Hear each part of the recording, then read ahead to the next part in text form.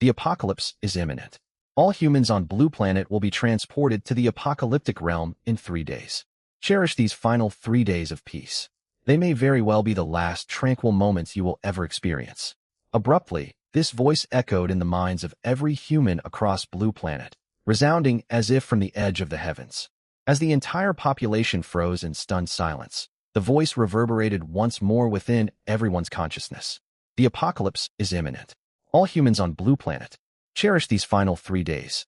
The apocalypse is imminent. Cherish these final days. Chongqing City, Blue Planet.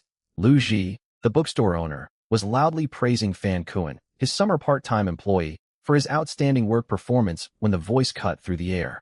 After a long moment of stunned silence, Lu Ji stared blankly at his staff and asked, "Did all of you hear that voice?" The 7 employees present nodded numbly in unison. Lu Ji then turned toward Fan Kuan. "You heard it too, right?" Fan Kuan's gaze was fixed rigidly on the red bonus envelope clutched tightly in the boss's hand as he nodded mechanically. "Damn it, the apocalypse is here." Lu Ji stuffed the envelope into his pocket and sprinted straight out of the office. "Hey boss, you haven't given me my bonus yet."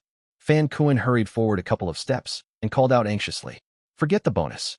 The world is ending, and you're still obsessing over money." Lu Ji did not slow down or glance back as he fled. "Are you kidding me? I slaved away the entire summer for this job." Fan Kuan watched his boss's bulky figure vanish into the distance, overcome with frustration. He shouted furiously toward the sky, "What a lousy apocalypse this is." A deafening thunderclap boomed, accompanied by a bolt of lightning, and Fan Kuan vanished on the spot. Fan Kuan slowly regained his senses amid total darkness. "Where am I?" He squinted toward the faint stream of light seeping through a cave entrance to make out his surroundings. He was sitting on a rough stone bed deep inside a cave. Beside the bed stood a 1 square meter stone table, atop which a glowing white orb displayed a steadily counting string of numbers. A countdown? The black digits flickered constantly across the surface of the white orb. A 3-day countdown? What on earth is going on? Fan Kuan's expression turned grave, his mind reeling with shock and confusion. When the global apocalypse announcement had boomed inside his head earlier, his full attention had been locked onto the 2,000 yuan bonus for being the store's top employee, and he had completely ignored the universal broadcast. Scratching his head, he tried his best to piece together the message, muttering to himself. The announcement said we wouldn't be teleported to the apocalyptic world for another 3 days. Did I get sent here ahead of schedule? Fan Kuan scanned his unfamiliar surroundings in bewilderment. The cave contained nothing but the stone bed and stone table. There was no proper doorway, only a round opening tall enough for a person to duck through that led outside. What is even happening here? Fan Kuan stood up and walked cautiously toward the cave entrance. He ducked outside and lifted his eyes to the landscape stretching endlessly before him. The sky hung pitch black and oppressive, stained with a blood-red sun suspended high above. Crimson light washed over the barren wilderness, which was pockmarked with countless cave openings resembling gaping predatory maws, sending a chill down his spine. Viewed from high above, the entire plain looked just like a massive beehive sprawling across the land. This is the apocalyptic domain. Fan Kuan drew a deep breath, bracing a hand against the top edge of the cave mouth to steady his trembling legs. The scene before him was utterly eerie, leaving him feeling like a tiny ant crawling out of its nest, lost and helpless. Just then, faint glowing text etched onto the upper rim of the cave caught his eye. Fan Kuan leaned in for a closer look. Cave attribute. A serving of blood nourishment will be delivered to this cave each day. A cave? Blood nourishment? In every apocalyptic novel he had read, protagonists always spawned inside wooden huts or shacks. Why did I end up with a cave instead? Fan Kuan tilted his head in confusion. To claim ownership of this cave, remain inside for 5 full minutes. Ownership will be automatically bound to you once the 5 minutes elapse. Choose a cave. Fan Kuan stepped back a few paces and stared out at the countless dark cave mouths scattered across the wilderness, narrowing his eyes. A moment later, a thought dawned on him. Could this be the perk for arriving early? He glanced again at his current cave's blood nourishment buff, shook his head, and strode toward an adjacent cave to check its attribute. Cave attribute. A well will be generated, refilling its water reserves completely every single day. A basic resource buff, far too mediocre for my needs. Cave attribute. A farm plot will be provided for growing all varieties of vegetation. Who would come to an apocalypse just to farm crops? Cave attribute. 1 flint stone will spawn within the cave daily. Cave attribute. A pile of charcoal will be replenished each day. Cave attribute. One fresh fruit will be delivered every day. Cave attribute. One flatbread will be provided once every 3 days. Are you serious? The apocalypse is handing out empty promises alongside basic supplies. All these attributes are incredibly underwhelming.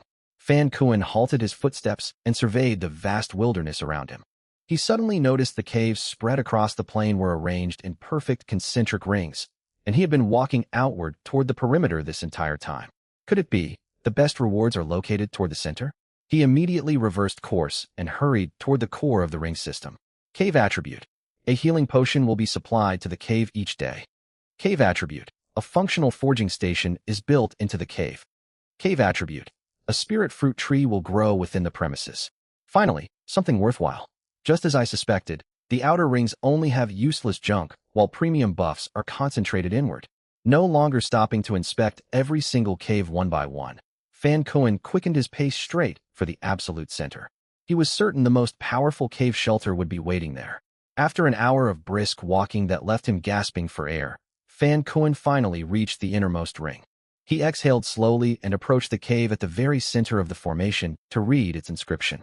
Cave attribute. Spirit Vein Mine. You gain access to a miniature spirit crystal mine.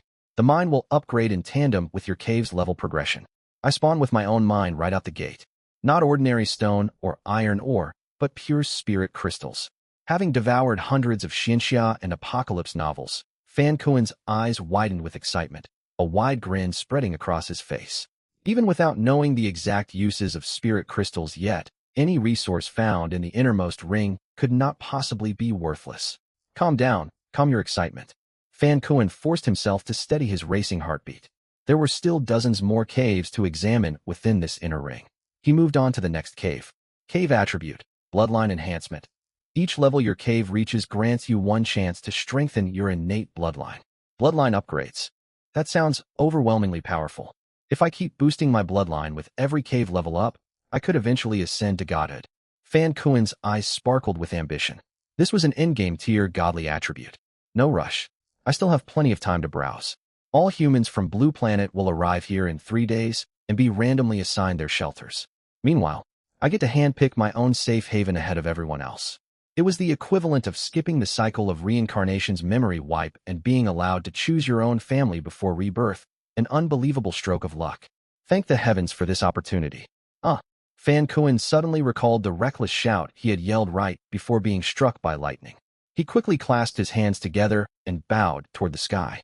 My apologies to the higher power, no disrespect intended. He moved on to the next cave. Cave attribute. Scripture repository. A random manual will spawn daily, covering cultivation techniques, combat arts, and practical life skills. Is this the fabled universal library of countless worlds? Another top-tier divine attribute. Fan Kuan's hands trembled slightly from elation. Stay composed, keep checking the rest. Cave attribute. Divination. Starting from the official launch of the apocalypse, you may perform one divination every 7 days to receive vague premonitions of upcoming major events. The ability itself is valuable, but it is purely supportive in nature. Fan Kuan turned up his nose dismissively and thought, I can safely pass on this one. He walked to the next cave and froze the second he read its inscription, his expression turning solemn. Cave attribute. Devour. Absorb the inherent attributes belonging to other shelters. A sharp breath escaped his lips. This ability was terrifyingly overpowered. If I can steal the buffs from other people's shelters, my power would be boundless. Fan Kuan stroked his jaw, squatting beside the cave entrance to weigh his options carefully. First off, the text refers to shelters rather than just caves. Does that mean new arrivals get different types of starting safe houses besides caves? Second, the description never specifies a cooldown limit. Am I able to devour one attribute per cave level up? Or is the ability a one-time use only? If it only works once, this power would be far less impressive than picking a fixed top-tier attribute right now. There are too many unknown variables here. Are there special materials or ritual formations required to trigger the devour effect? If the prerequisites are overly complicated, I might not even finish a single absorption before the 3-day preparation window closes. Fan Kuan knitted his brows, staring into the pitch-black cave mouth as if peering into an unfathomable abyss. This choice would either elevate me to unparalleled strength or lead to utter ruin. After a long pause, Fan Kuan straightened his posture and murmured resolutely, "This is the apocalypse. With this once-in-a-lifetime opportunity, I'll bet on the highest possible ceiling. Without inspecting any more caves, he stepped directly into the cave with the Devour attribute. Inside the dim cave, Fan Kuan sat on the edge of the stone bed, his heart pounding anxiously as he waited through the 5-minute ownership binding period. He had an additional reason for picking the Devour ability. If some other person claimed this attribute after the global population arrived, they could eventually strip every buff I collect in the future. It's far safer for me to wield this formidable power myself. The 5 minutes elapsed. Text rolled across the surface of the white stone orb, alongside a deep masculine voice emanating from it. Congratulations on claiming ownership of this cave. The Apocalypse survival system has now been unlocked for your access. Please check your system interface at your leisure. Fan Kuan immediately hurried over to the orb to interact with its interface, which functioned similarly to the tablet computers he had used back on Blue Planet, albeit with an otherworldly physical form. Only a sparse few lines of text were displayed initially. Regional chat system locked. Regional trading system locked. Cave attribute, Devour. Activate now. Fan Kuan pressed the virtual prompt firmly. Yes. A new notification popped up instantly. Host has obtained the ability to absorb attributes from external shelters. Devour requirements. Eliminate the owner of the target shelter and remain within their shelter for 24 consecutive hours to complete attribute absorption. For unoccupied shelters, a 20-hour stay within the premises is sufficient for absorption. It's really that straightforward? No hidden restrictions or additional conditions. Fan Kuan stared in disbelief and reread the Devour requirements twice over to confirm the details. He let out a long breath shortly afterward. It seems the most elite abilities come with the simplest activation rules. Time is limited, so I need to act without delay. Unclaimed shelters only require a 20-hour stay for absorption. Fan Kuan glanced at the countdown timer floating on the orb and muttered quietly.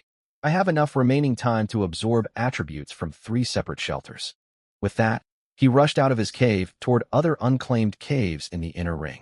Back on Blue Planet, after the celestial voice resounded across every corner of the globe, widespread chaos erupted in most regions. As the country with the strictest public order worldwide, China avoided large-scale riots, yet every citizen was gripped by overwhelming panic. Honey, I can't get through to Kuan no matter what I try. Fan Tianji paced anxiously back and forth in the living room. Calm down a little. Ning Xia sorted through food supplies she had just picked up from the government's emergency material distribution station as she replied. Kuan has never given us any trouble with his studies or daily life. He's attending a national university mathematics competition training camp right now, and mobile phones are prohibited there anyway. Mathematics training camp. Fan Tianji frowned slightly. He knew full well his son had lied to his wife about the training camp and taken a summer part-time job instead. His boy would always pick cash over academic opportunities without hesitation. Still, Fan Tianji dared not expose his son's lie right now. If his wife found out he had covered for Kuan's deception, he would face serious consequences long before the apocalypse ever arrived. He could only throw his hands up helplessly. Even so, his supervisor or training instructor should at least have contacted us by now. Ning Xia paused her inventory, sorting with a heavy sigh, her brows furrowed with worry. Stop overthinking things for now. Go reinforce our front door first. If the apocalypse strikes Blue Planet directly, securing our home is our top priority. Kuan might find his way back to us once everything settles down. 3 days slipped by in the blink of an eye. When blinding silver light flooded the sky, every single human being living on Blue Planet vanished without a trace. In the foreign apocalyptic realm, the silver glow faded away.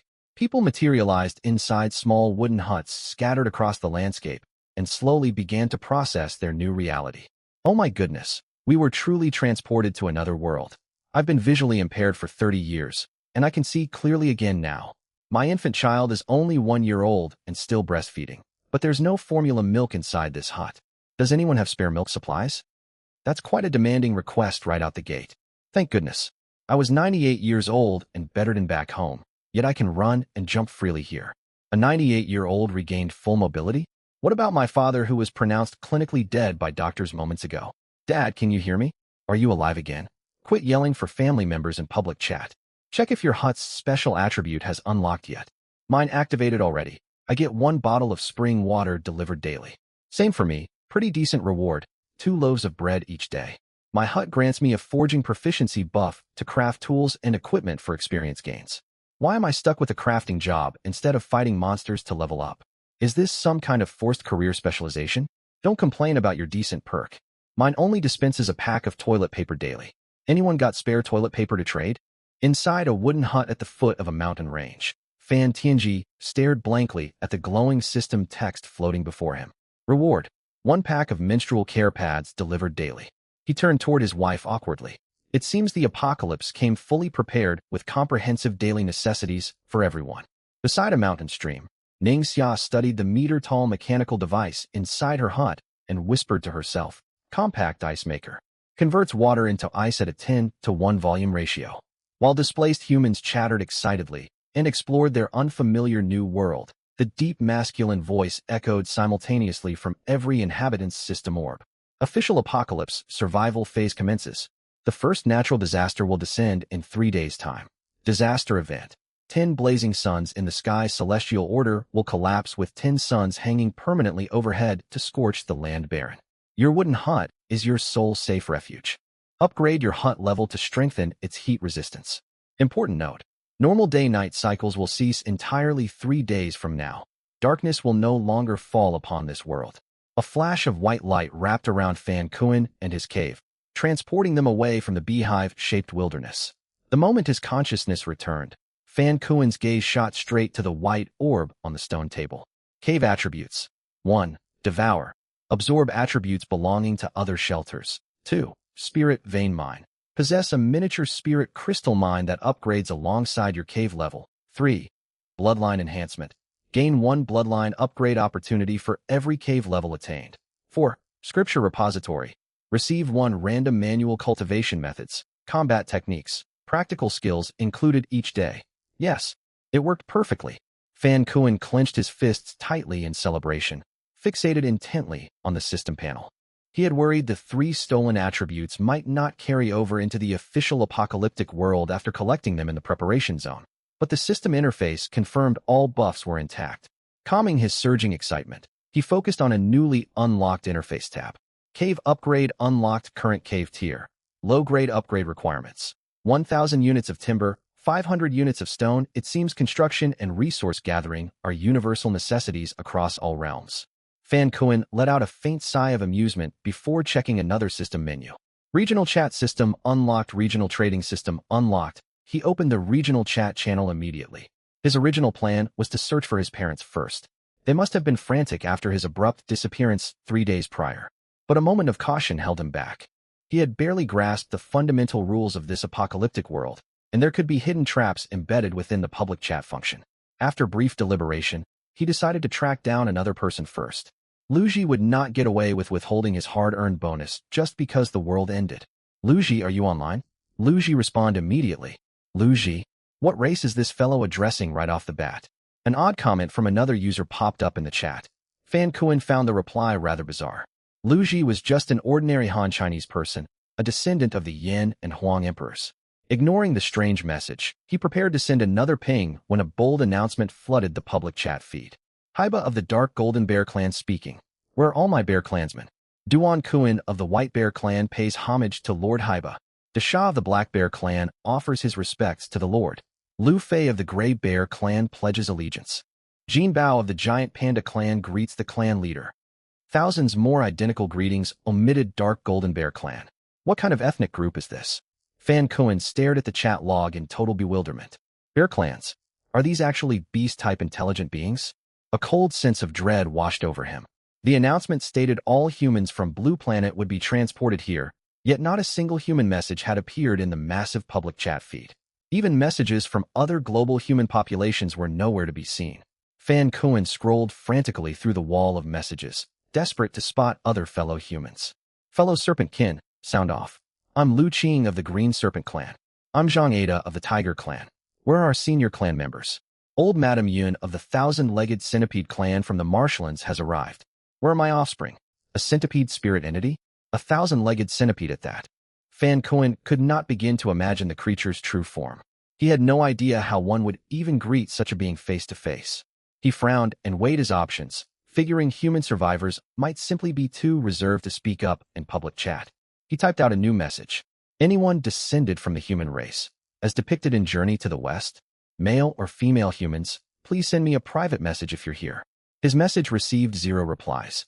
Just as Fan Kuan was about to give up on the chat system entirely, a private message request popped up on his interface. He opened it at once. This is Tang Mu from the Blue Cat clan.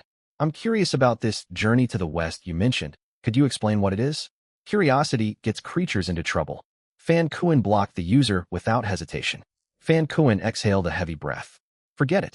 Monsters and supernatural creatures were to be expected in an apocalyptic world after all. Still, locating his parents would have to wait. Surviving the incoming disasters was his top priority for now. A familiar baritone voice echoed out from within the light sphere. Doomsday survival officially commences. The first natural disaster will descend in 3 days. Disaster type: rampant corrupted corpses. Rotten, mangled cadavers will rise from underground and devour all living beings. Warning: corrupted corpses grow violently aggressive after dark. Upgrade your cave as soon as possible. It will be your soul's safe haven to survive the night. Corrupted corpses, climbing up from beneath the earth. They were surely far more terrifying than the zombies depicted in movies back on Blue Planet. Reading the explanation displayed by the light sphere, Fan Kuan was seized by a strong sense of urgency.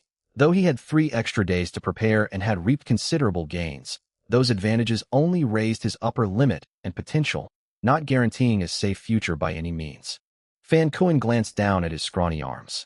There was no way he could fight off these corrupted corpses. Whatever the case, he decided to activate the cave attributes he had absorbed earlier, his so-called cheats. Cave attribute: Spirit Oregon.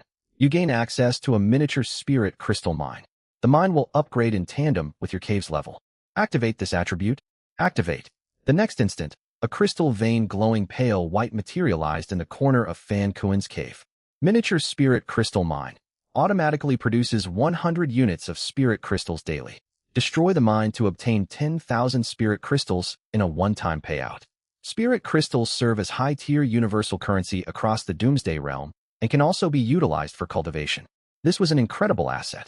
Even without a system shop that accepted spirit crystals right now, a single spirit crystal was definitely worth far more than a unit of lumber or stone. On top of that, they could be used for cultivation. Fan Kuan stepped forward and picked up a newly formed spirit crystal to examine it closely. The crystal felt warm and smooth to the touch, akin to a palm-sized piece of mutton fat jade. But how exactly did one cultivate with these crystals? Just then, the voice from the light sphere spoke once more. Host Devour attribute detected. Cave spirit or attribute automatically enhanced. Enhanced cave attribute, spirit or advanced. Retains the original miniature spirit crystal mine that upgrades alongside the cave. Additionally, you may absorb and claim spirit crystal mines found in the wild or belonging to other living creatures. Successfully absorbing a foreign mine grants you an identical mineral vein matching your original spirit ore. What a pleasant surprise. He was destined to become the greatest mine tycoon of this doomsday world. Satisfied, Fan Kuan moved on to the next attribute. Cave attribute, bloodline. Each cave level grants you 1 opportunity to elevate your bloodline. Activate this attribute. Activate. Initiating host bloodline scan. Base bloodline, human innate talent, 1-star vitality aptitude, 10 spirit power aptitude, 12 current vitality, 10 out of 100 current spirit power, 0 out of 120 analysis result. The human race possesses naturally frail base bloodlines. Direct bloodline evolution is unavailable. Future bonuses will be redirected to boosting spirit power aptitude instead. Are you mocking me? Is the human race really this weak? Maximum innate talent baseline for baseline humans is 9-star. Administering a one-time talent upgrade for the host. Great. So not only are regular humans weaklings, I'm subpar even among my own kind. A streak of white light washed over his body, and Fan Kuan felt a cool stream of energy flow through his veins. Talent upgrade complete. Base bloodline. Human innate talent. 2-star vitality aptitude. 10 spirit power aptitude. 23 current vitality. 10 out of 100 current spirit power. 0/230. He could not feel any tangible changes, yet his maximum spirit power capacity had clearly increased on the status panel. Host Devour attribute detected. Cave bloodline attribute automatically enhanced. Enhanced cave attribute, bloodline advanced. Each cave level still provides 1 bloodline upgrade chance. Furthermore, you gain a single chance per cultivation realm to assimilate the bloodlines of other races. Bloodline assimilation requirement. Secure the target's essence blood, which must be preserved within a crystal orb. Assimilation effect. Your fundamental human bloodline remains intact, while you inherit the target race's innate talents. Switching to a new foreign bloodline will reset your accumulated bloodline upgrade charges. In short, he could absorb the bloodlines of other species to strengthen his own talents. Even if he absorbed a weaker bloodline early on, swapping it out for a far stronger variant later would reset all his bloodline upgrade opportunities. This was absolutely phenomenal news. Fan Kuan proceeded to check the third attribute. Cave attribute, Scripture Chamber. A random manual will materialize each day, covering cultivation methods, combat arts, and practical skills. Activate this attribute. Activate. A tiny light orb abruptly appeared on his stone table. The moment Fan Kuan pinched it between his thumb and forefinger, knowledge flooded his mind. 2-star combat art, Golden Shattering Fist. It could split metal and crack stone when wielded weakly, and carve open mountains and overturn seas when fully unleashed. Learn this combat art immediately? Learn it. Instantly. The complete circulation technique for the Golden Shattering Fist was etched directly into his consciousness in perfect clarity. This was the ideal way to learn abilities. Knowledge downloaded straight into the brain, no tedious rote studying required, no grueling training drills to slog through. Fan Kuan clenched his fists and threw a few excited practice punches. Host Devour attribute detected. Cave Scripture Chamber attribute automatically enhanced. Enhanced Cave attribute, Scripture Chamber advanced. Retains the daily random manual spawn mechanic. Upon slaying a foe, you may randomly absorb one of their mastered abilities, cultivation arts, combat techniques, passive skills, etc. One absorption permitted per day only. It was essentially an upgraded version of the devouring skill from old legends. With this power, he would easily be labeled a demonic heretic by the factions of this world. And honestly, the thought was incredibly thrilling.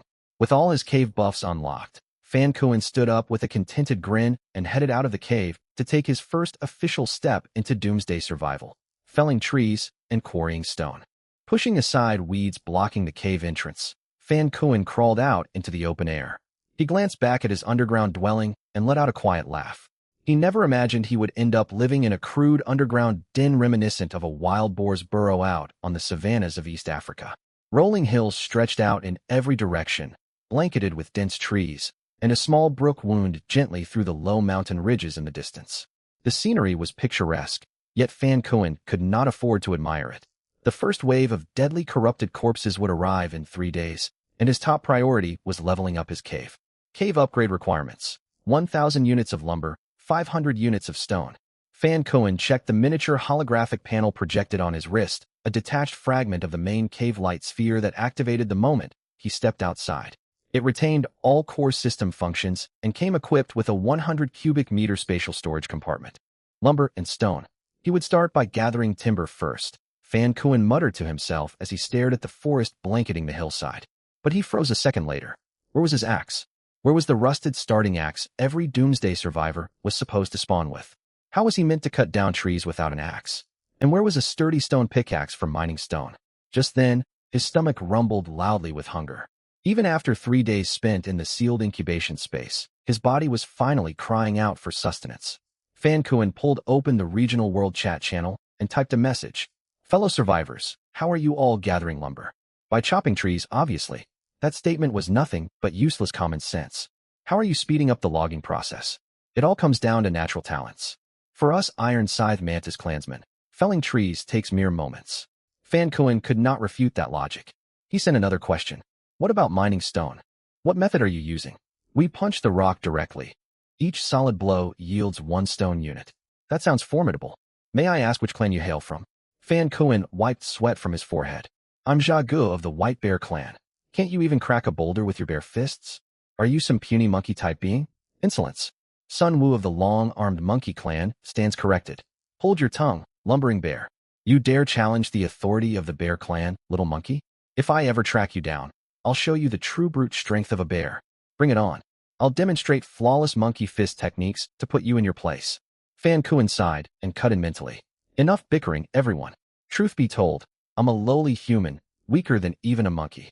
He dejectedly closed the regional chat window, thoroughly demoralized. After a short pause, he drew a deep breath to cheer himself up. Fate had blessed him with exceptional hidden potential. This minor setback was nothing to overcome. His stomach growled again in protest. Fan Kuan walked forward slowly, brainstorming viable solutions as he moved. Trading resources with others? He quickly dismissed the idea. He had no way of knowing how scarce spirit crystals were in this doomsday realm. Trading them hastily for basic materials might solve his immediate shortage, yet it would paint a target on his back for hostile beastfolk clans. After all, his current physical state left him unable to stand his ground against even an ordinary monkey. A flash of white light caught his eye up ahead. Could that be a treasure chest? Of course treasure chests had to spawn, even if there was no starting axe. With his protagonist-level luck, scoring a silver or gold-tier treasure chest should be well within reason. Fan Kuan hurried over to the floating white light orb and reached out to grab it. Text appeared across its surface instantly. A basket of peaches. Extract contents? Extract. No tier ranking attached to it, but fresh fruit was perfect to calm his gnawing hunger. Fan Kuan bit into one peach immediately. The flesh was sweet, juicy, and entirely natural. With his hunger temporarily sated, he continued scouring the vicinity for more light orbs centered around his cave. An hour passed without any new treasure spawns, though he stumbled upon a small exposed stone quarry instead. Fan Kuan circled the rough rock face and ran a hand over its coarse surface, letting out a helpless sigh. It seemed he would not find any mining tools anytime soon, forcing him to copy the brute force method used by the beastfolk survivors. He stretched his limbs, raised his fist, and steeled his resolve. Who needed an iron pickaxe when he had a pair of large, powerful fists? Steadying his stance and exhaling slowly, he channeled the energy flow of the golden shattering fist and slammed his fist hard against the stone wall. Boom, ugh, that hurts. Some distance away, atop another hill in the same territory, a towering 2-meter-tall man stared coldly at a stone quarry before him, golden flecks shimmering with primal ferocity within his pupils. Ever since being transported to this doomsday dimension, Shiba had felt the dormant bloodline power of his dark gold berserker bear lineage stirring within his body, the immense strength sealed in his bloodline, threatening to break free entirely. Shiba curled his massive hands into fists, thick muscles bulging prominently across his burly arms. His low voice rumbled out. I never imagined someone of my standing would be reduced to gathering lumber and stone for survival. He interlocked his fists and brought them crashing down onto the quarry rock with full force. Crash. You have obtained 3 units of stone. Night fell, stars dotting the dark sky overhead. Fan Kuan returned to his dim underground cave worn out and discouraged after a full day of searching. Illuminated only by the faint glow of the cave's central light sphere, he stared at his scraped, bleeding knuckles and muttered in complaint. This art claims it can split metal, crack stone, level mountains, and flood oceans with powerful strikes. So why can't I break off a single chunk of rock right now? Shaking his head, he reopened the regional chat to check what gains the beastfolk survivors had earned throughout the day. Everyone, my haul today was massive. One more day of gathering, and I'll have all materials needed for a cave upgrade. Fan Kuan nearly slammed the hologram shut out of frustration. Gathering upgrade materials should be trivial for anyone with working limbs. True long-term strength hinges on your cave attributes. Let's share what buffs we each have. I'll go first. Mine spawns a small pile of stone daily, a pretty mediocre trait. Fan Kuan felt a strange sense of familiarity reading the message that I have a peach tree that bears ripe fruit every single day. Unfortunately, I belong to the Fox clan. I'll trade you stone for all your peaches. This is Sun Ba of the long-armed monkey clan. Do all of you have cave attributes? Why does my cave display no attribute for me? Shiba, Lord Shiba, as royal blood of the bear clan, your innate bloodline talent far surpasses ordinary survivors. It is likely you have no need for supplementary cave attributes at all. Fan Kuan choked mid-bite on his peach as he read the reply. It appeared he had found the first victim of his exclusive cave attributes. Everyone, quiet down. I am Ling Chun of the Azure Nether Tortoise clan. My cave attribute is Divine Divination, and I bear critical news to share with all of you. Fan Kuan swallowed his mouthful of fruit, sat upright, and leaned in eagerly for the incoming revelation. He had passed up the Divine Divination attribute during his selection process earlier, knowing it ranked among the top-tier support abilities in this realm. Wow, we have a member of the prestigious Azure Nether Tortoise clan in our region. You've kept an incredibly low profile. Greetings, Lord Ling Chun. Respects to the Honorable Elder. Thousands of similar respectful messages omitted. Silence. The tortoise sent a single message and the chat channel fell quiet instantly. Divine Divination Prophecy. A foreign infiltrator has hidden within our territory. Their existence will bring harm to the collective interests of all beastfolk clans. Fan Kuan spat out his peach pulp in shock.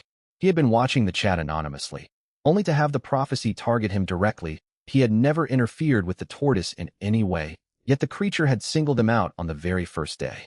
A chill ran down Fan Kuen's spine. Judging from the conversation, every inhabitant of this territory belonged to one beastfolk race or another.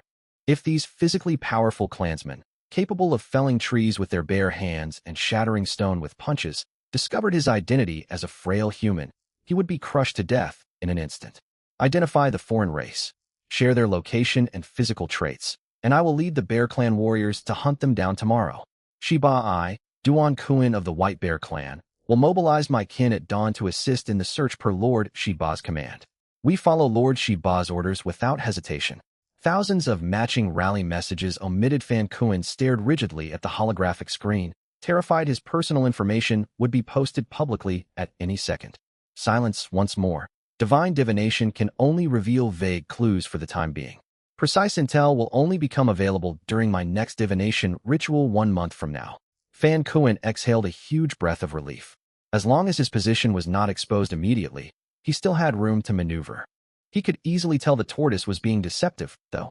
The ancient reptile must have suspected someone was monitoring the chat and deliberately delayed the precise reading for a full month as a precaution.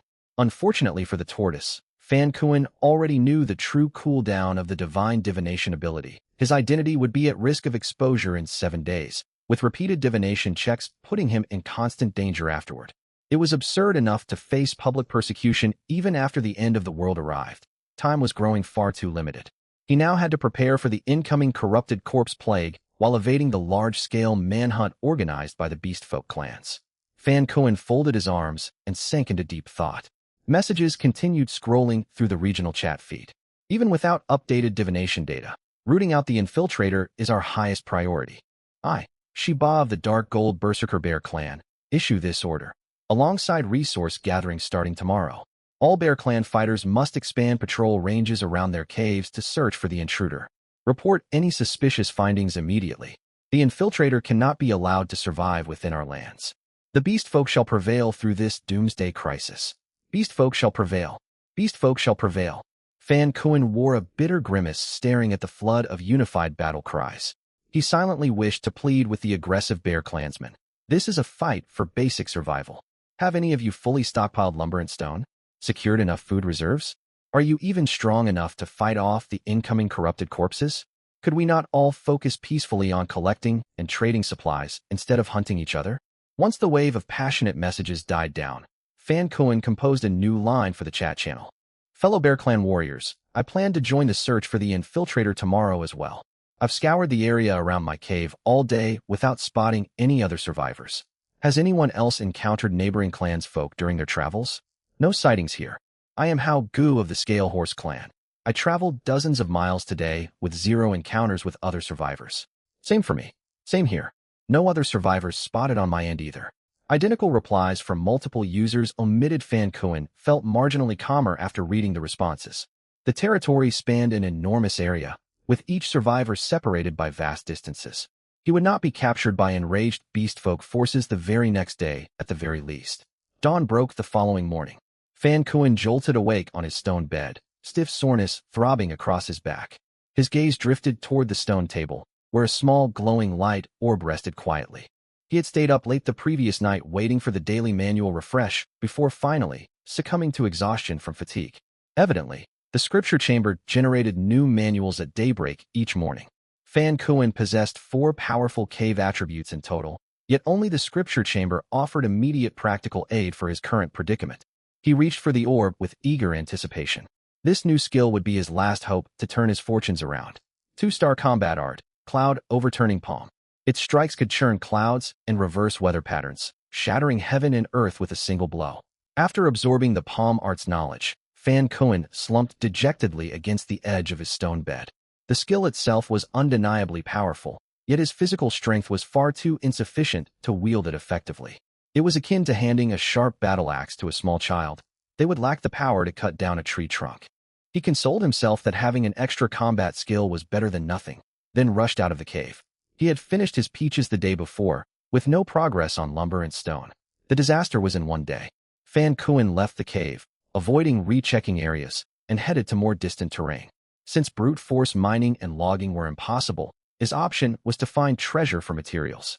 After climbing a low hill, a white light orb came into view. He found treasure right after leaving. Opening the orb revealed peaches. He stored them, knowing food was vital, and pressed on. The landscape was lush and peaceful, with birds, squirrels, and hares. It could be a retreat. Fan Kuan watched for more treasure orbs, hoping for a good find. Another white orb appeared. He prayed for a tool like an axe or pickaxe. He opened it and found more peaches. He stared at the sky. He wasn't a monkey. Storing the fruit, he opened the regional chat and posted a trading notice. Peaches available for trade. Exchange for lumber or stone only. Send private messages with your offered rates. He sent the message 3 times in succession before receiving private trade offers from several monkey clansmen. 3 lumber units per peach. 4 lumber units per peach. 2 stone units per peach. The exchange rates were far too low for Fan Kuan's liking. He ignored the messages and refocused on exploring his surroundings. His perseverance paid off when he spotted a blue light orb hidden within the grass along the brook's bank. A higher-tier treasure. A blue orb could not possibly contain more peaches. He begged silently for a forged axe, a refined stone pickaxe, or a large stockpile of raw resources. Fan Kuan opened the blue orb to find a clay jar of fresh, drinkable spring water. He nearly hurled the jar straight into the brook in frustration.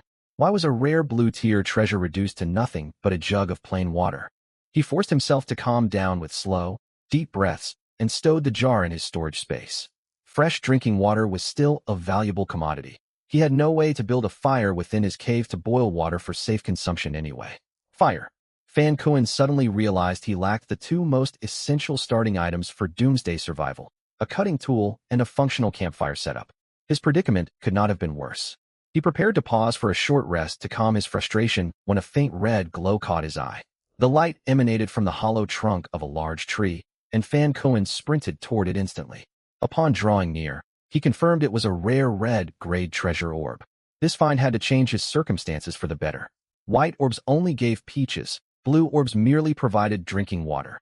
This red orb was guaranteed to hold something of real value. With trembling excitement, Fan Kuan accessed the orb's contents. 1 vial of spotted hyena essence blood. A hyena? The opportunistic pack predator notorious for its savage hunting tactics across the grasslands. He had hoped for essence blood from powerful clans such as the Dark Gold Berserker Bears to boost his physical strength enough to mine stone with his fists. Receiving hyena blood felt like a terrible stroke of misfortune. He shook his head helplessly. The moment the essence blood entered his storage, the holographic panel on his wrist issued a system prompt. Spotted hyena essence blood acquired. Initiate bloodline assimilation immediately. Your core human bloodline will remain unchanged, and you will inherit the natural innate talents of the hyena race upon successful fusion. Fan Kuan hesitated briefly before making his decision. He had no other viable options right now. Even hyena-derived physical enhancements would be better than his current powerless state, with no permanent transformation into a hyena to worry about. Begin assimilation. A stream of pale red vital energy flooded into his body, flowing smoothly through his blood vessels and gradually merging into every tissue and limb across his frame. After a short interval, the system notification chimed once more. Bloodline assimilation successful. Hyena racial talents fully integrated into host physiology. Base bloodline. Human innate talent. 2-star vitality aptitude. 41 spirit power aptitude. 23 current vitality. 41 out of 410 current spirit power. 0 out of 230. Fan Kuan stared at the updated stat values in stunned silence, shocked by the massive vitality boost he had received. Before assimilating the hyena clan bloodline, Fan Kuan's blood chi talent stood at 10, with his current blood chi value also at 10. Now his overall strength had surged more than 4-fold. When did the gap between humans and beasts grow this staggering? Wait a minute, I was still judging everything using common sense from Blue Planet. Hyenas on Blue Planet were barely stronger than humans, yet the blood essence he had just devoured belonged to the beast folk of this world. No wonder he could not shatter rocks even with a 2-star combat art, while these native beast folk could crush stone with nothing but their physical bodies. This world was far more interesting than he'd thought. A faint smirk tugged at Fan Kuan's lips as he refocused his gaze on the hologram panel. With his blood chi talent elevated, his maximum blood chi capacity had also risen accordingly. This upper limit was clearly the latent potential of one's physical frame. A trace of worry crept into Fan Kuan's mind. If human survivors from Blue Planet ever clashed with these beast folk, humanity would get overwhelmed with ridiculous ease. Let tomorrow's troubles stay in tomorrow. Staying alive was his top priority for now. Fan Kuan channeled the cloud-turning palm combat art, and surging power instantly coursed through his veins. It should be enough for resource gathering now. Boom. Boom. 2 palm strikes landed, and the tall tree before him slowly toppled over. You have obtained 5 units of timber. Hell yeah, that's awesome. Who needed an axe when his own palms packed such destructive force? He kept striking relentlessly. You have obtained 4 units of timber. You have obtained 6 units of timber. The dead of night arrived beneath a clear, star-strewn sky. Seated beside a stone table, Fan Kuan sorted through the day's gains with a wide grin. After merging with the hyena bloodline and bolstered by both the gold-splitting fist and cloud-turning palm, he had collected a total of 624 timber units and 312 stone units that day. Compared to reaping absolutely nothing on his first day, this haul was a massive windfall that had drastically boosted his standing. If he put in more work tomorrow, upgrading his cave would be a simple task. Even more gratifying was the physical transformation brought by the bloodline fusion. Not only had his strength quadrupled, his body had grown far tougher and resilient. The previous day, punching stones a handful of times had left his knuckles split and bleeding. Today, landing over 100 consecutive punches only left superficial scrapes on his skin. Fan Kuan stared down at his fists, the corners of his mouth curling upward involuntarily. His anticipation for the cave's upcoming upgrade intensified further. Cave upgrades granted a single bloodline enhancement opportunity. He could not help but wonder what form his evolved hyena bloodline would take after the upgrade. Leaning back with his legs crossed, he stared up at the pitch-black cave ceiling and let his imagination run wild. Of course, it would be even better if he stumbled upon a far more powerful bloodline tomorrow. Setting those thoughts aside, Fan Kuan opened the regional chat interface in high spirits to browse the beast folks' conversations. Anyone selling peaches? I'll pay a high price for them. He huffed quietly to himself. Peaches tasted perfectly fine. Why were they so eager to trade them away? Trading timber for stone.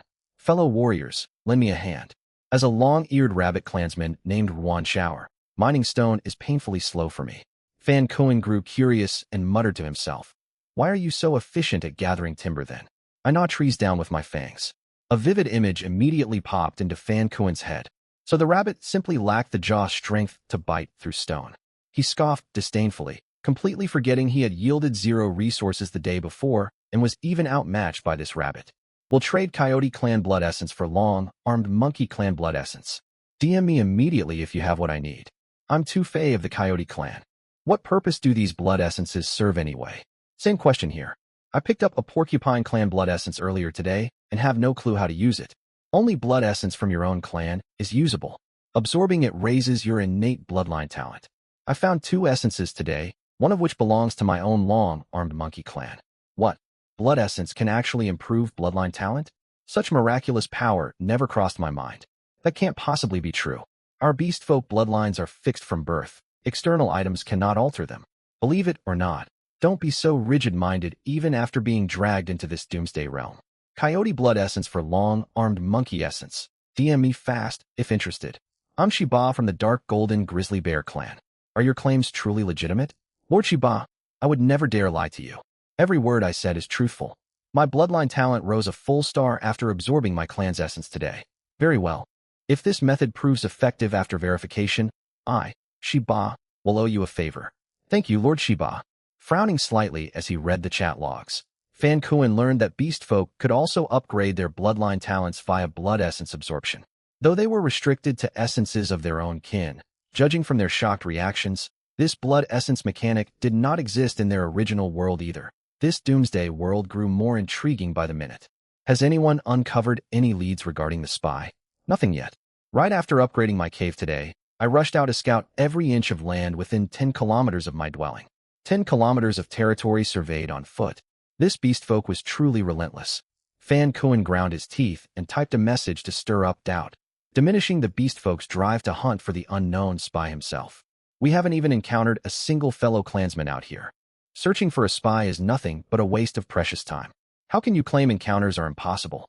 I ran into another rabbit clansman today. Why are you so defeatist? State your clan and name, you useless weakling. Fan Kuan sent his reply, Mao heir of the hyena clan. I'm already putting in my utmost effort.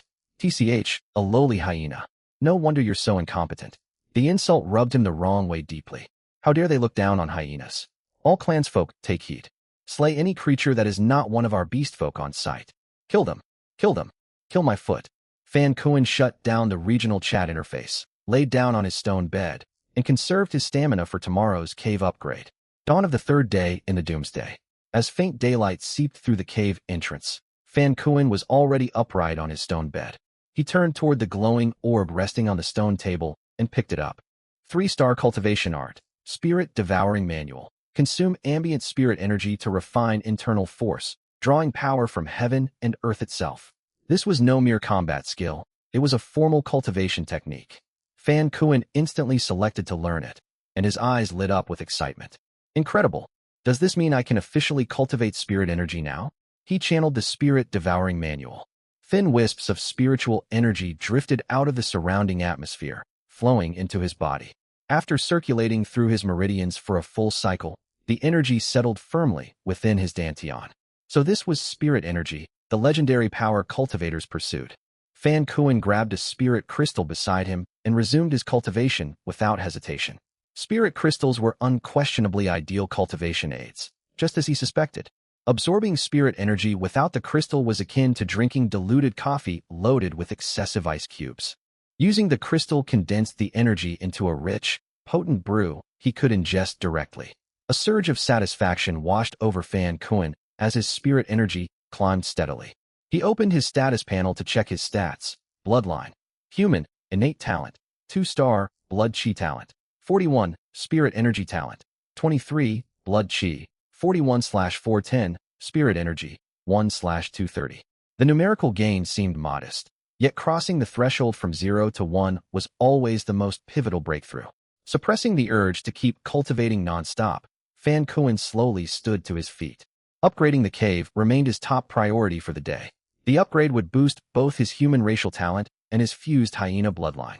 Additionally, the cave itself would receive structural improvements, possibly bringing unexpected rewards. He headed out to the woodland near his cave and immediately began felling trees for timber. Cloud turning palm. Boom, boom, boom. You have obtained 3 units of timber. You have obtained 6 units of timber. Grunting with each strike, Fan Kuan watched his storage space fill with timber, growing more motivated by the second. He finished collecting all required timber quickly. He then traveled to a small stone quarry nearby, planted his feet firmly, and unleashed his gold-splitting fist. Boom, boom, boom. You have obtained 2 units of stone. You have obtained 1 unit of stone. You have obtained 2 units of stone. Less than half a day later, Fan Kuan gathered every material required for the cave upgrade. Returning inside his dwelling, he opened the hologram panel. Sufficient construction materials detected. Proceed with cave upgrade now. Upgrade. A low rumble shook the entire cavern. The ceiling and surrounding stone walls split open as dirt and rubble showered down from above. Don't tell me the whole cave is going to collapse. I haven't even conquered this doomsday realm yet. The violent shaking persisted for nearly 2 minutes before the upgrade process concluded.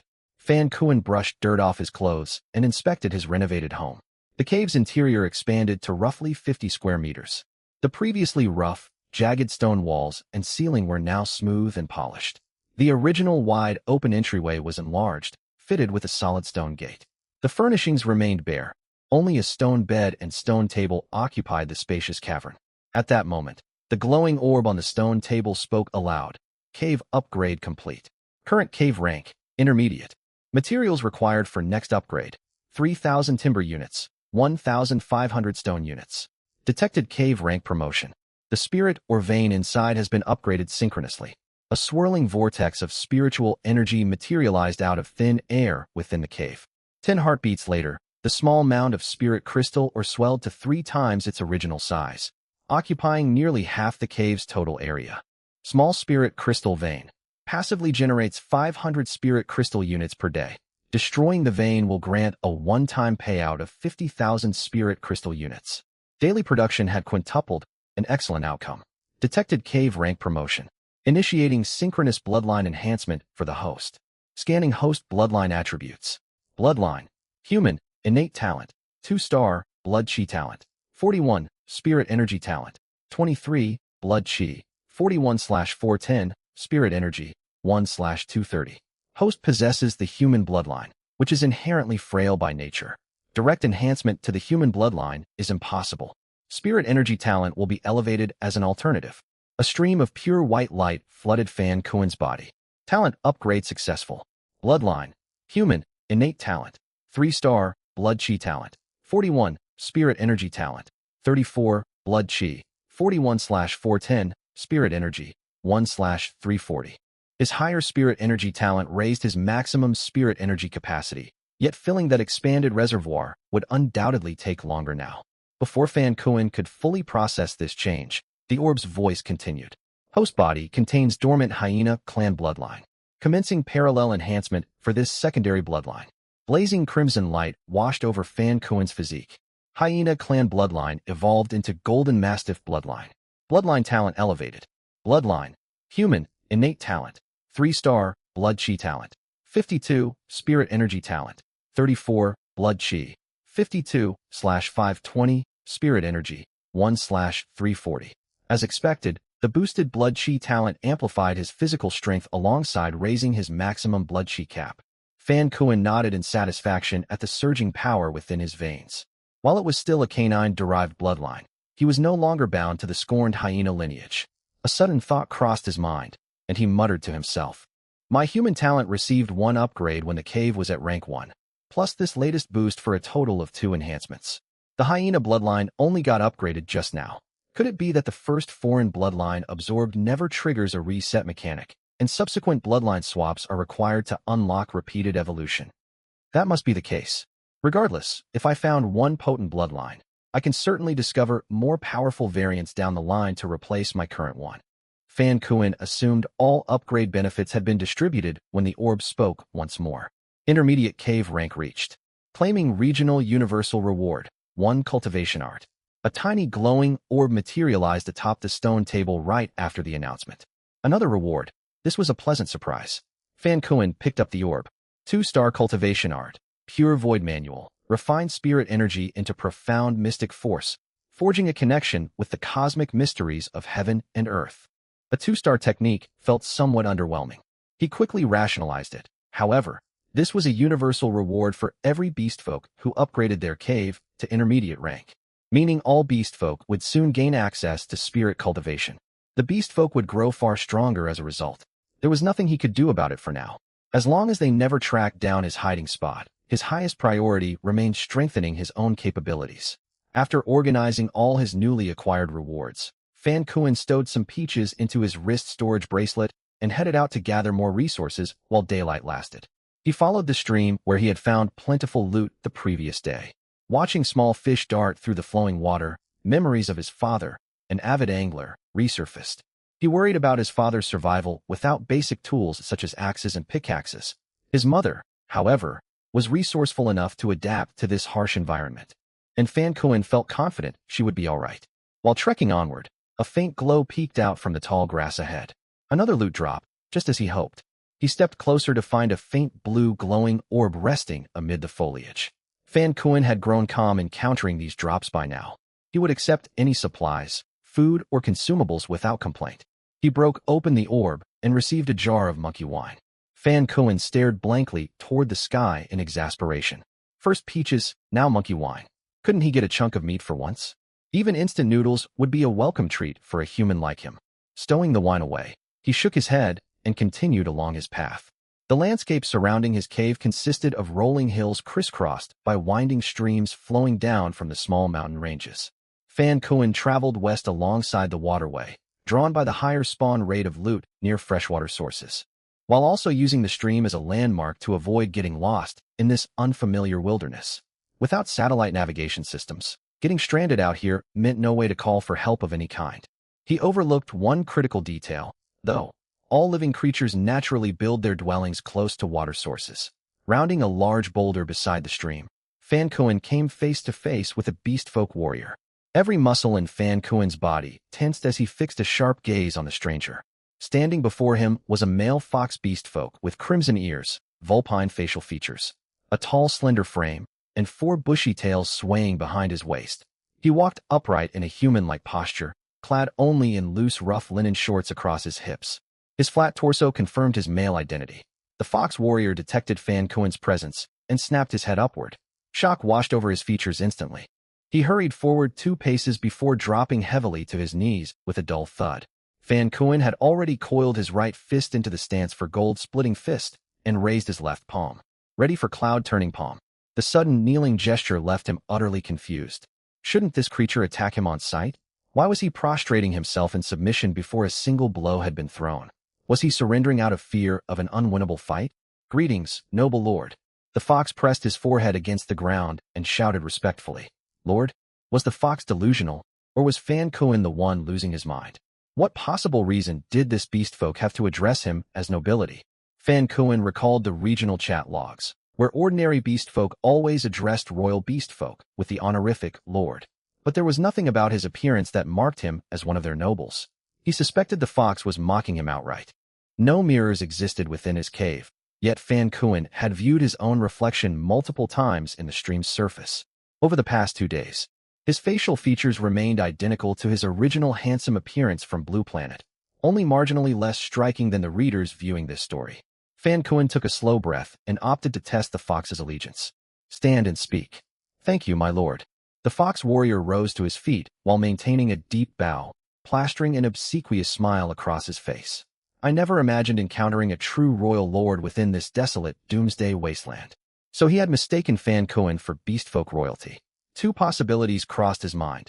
Either the beastfolk royal bloodline took human form naturally, or royals possessed shape-shifting abilities to adopt human appearances.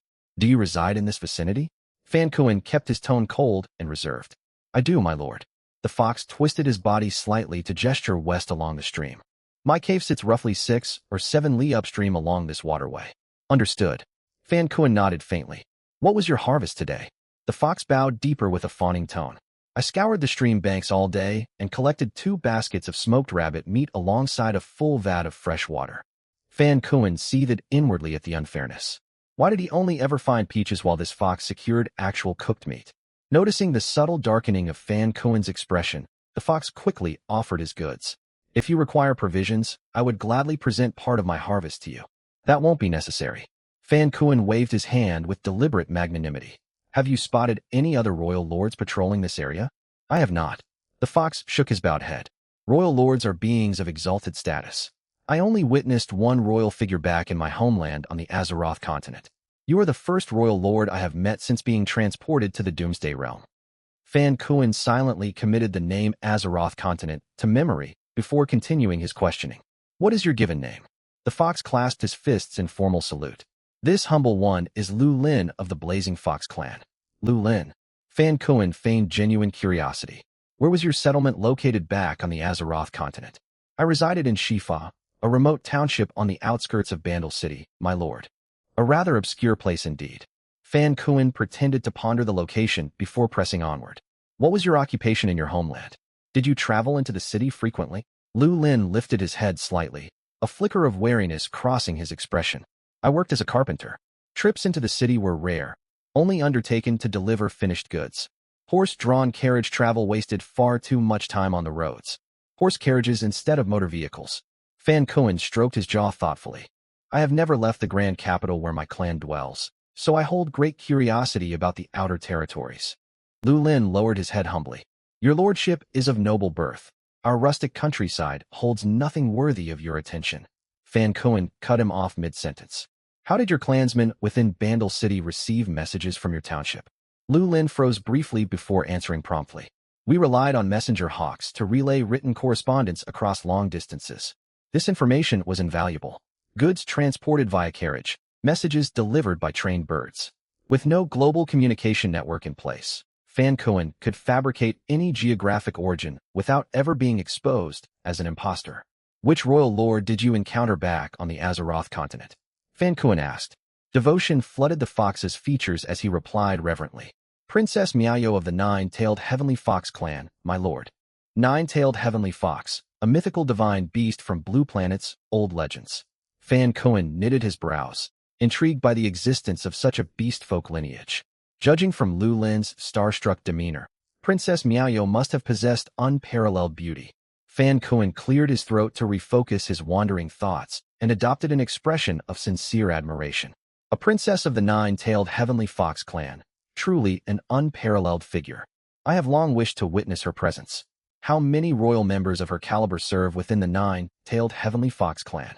I have no way of knowing such matters. Lu Lin shook his head. The upper echelons of royal clans reside exclusively within the imperial capital. Only elite warriors capable of human transfiguration and spirit elevation gain access to such confidential knowledge. Lowly commoners like myself are never privy to royal affairs. Human transfiguration paired with spirit elevation. That explained how beast-folk royals could take human forms. Fan Kuan paced slowly beside Lu Lin and abruptly posed another question. Have any leads surfaced regarding the fugitive spy? Lu Lin was thrown off by Fan Kuan's abrupt topic shift, yet dared not delay his response. None as of yet, my lord. Fan Kuan smiled faintly and leaned in to speak in a low voice. What would you do if you managed to track the spy down?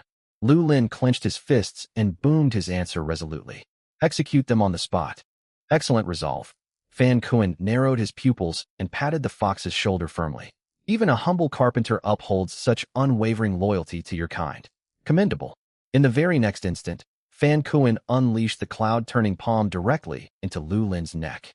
A crisp cracking sound echoed across the stream bank as the fox collapsed to the ground. Writhing in searing agony, Lu Lin twisted his neck to glare at Fan Kuan with terrified eyes. My lord, why? Understanding crashed over him a heartbeat later, replaced by blazing hatred. You are no royal lord. You are the foreign spy.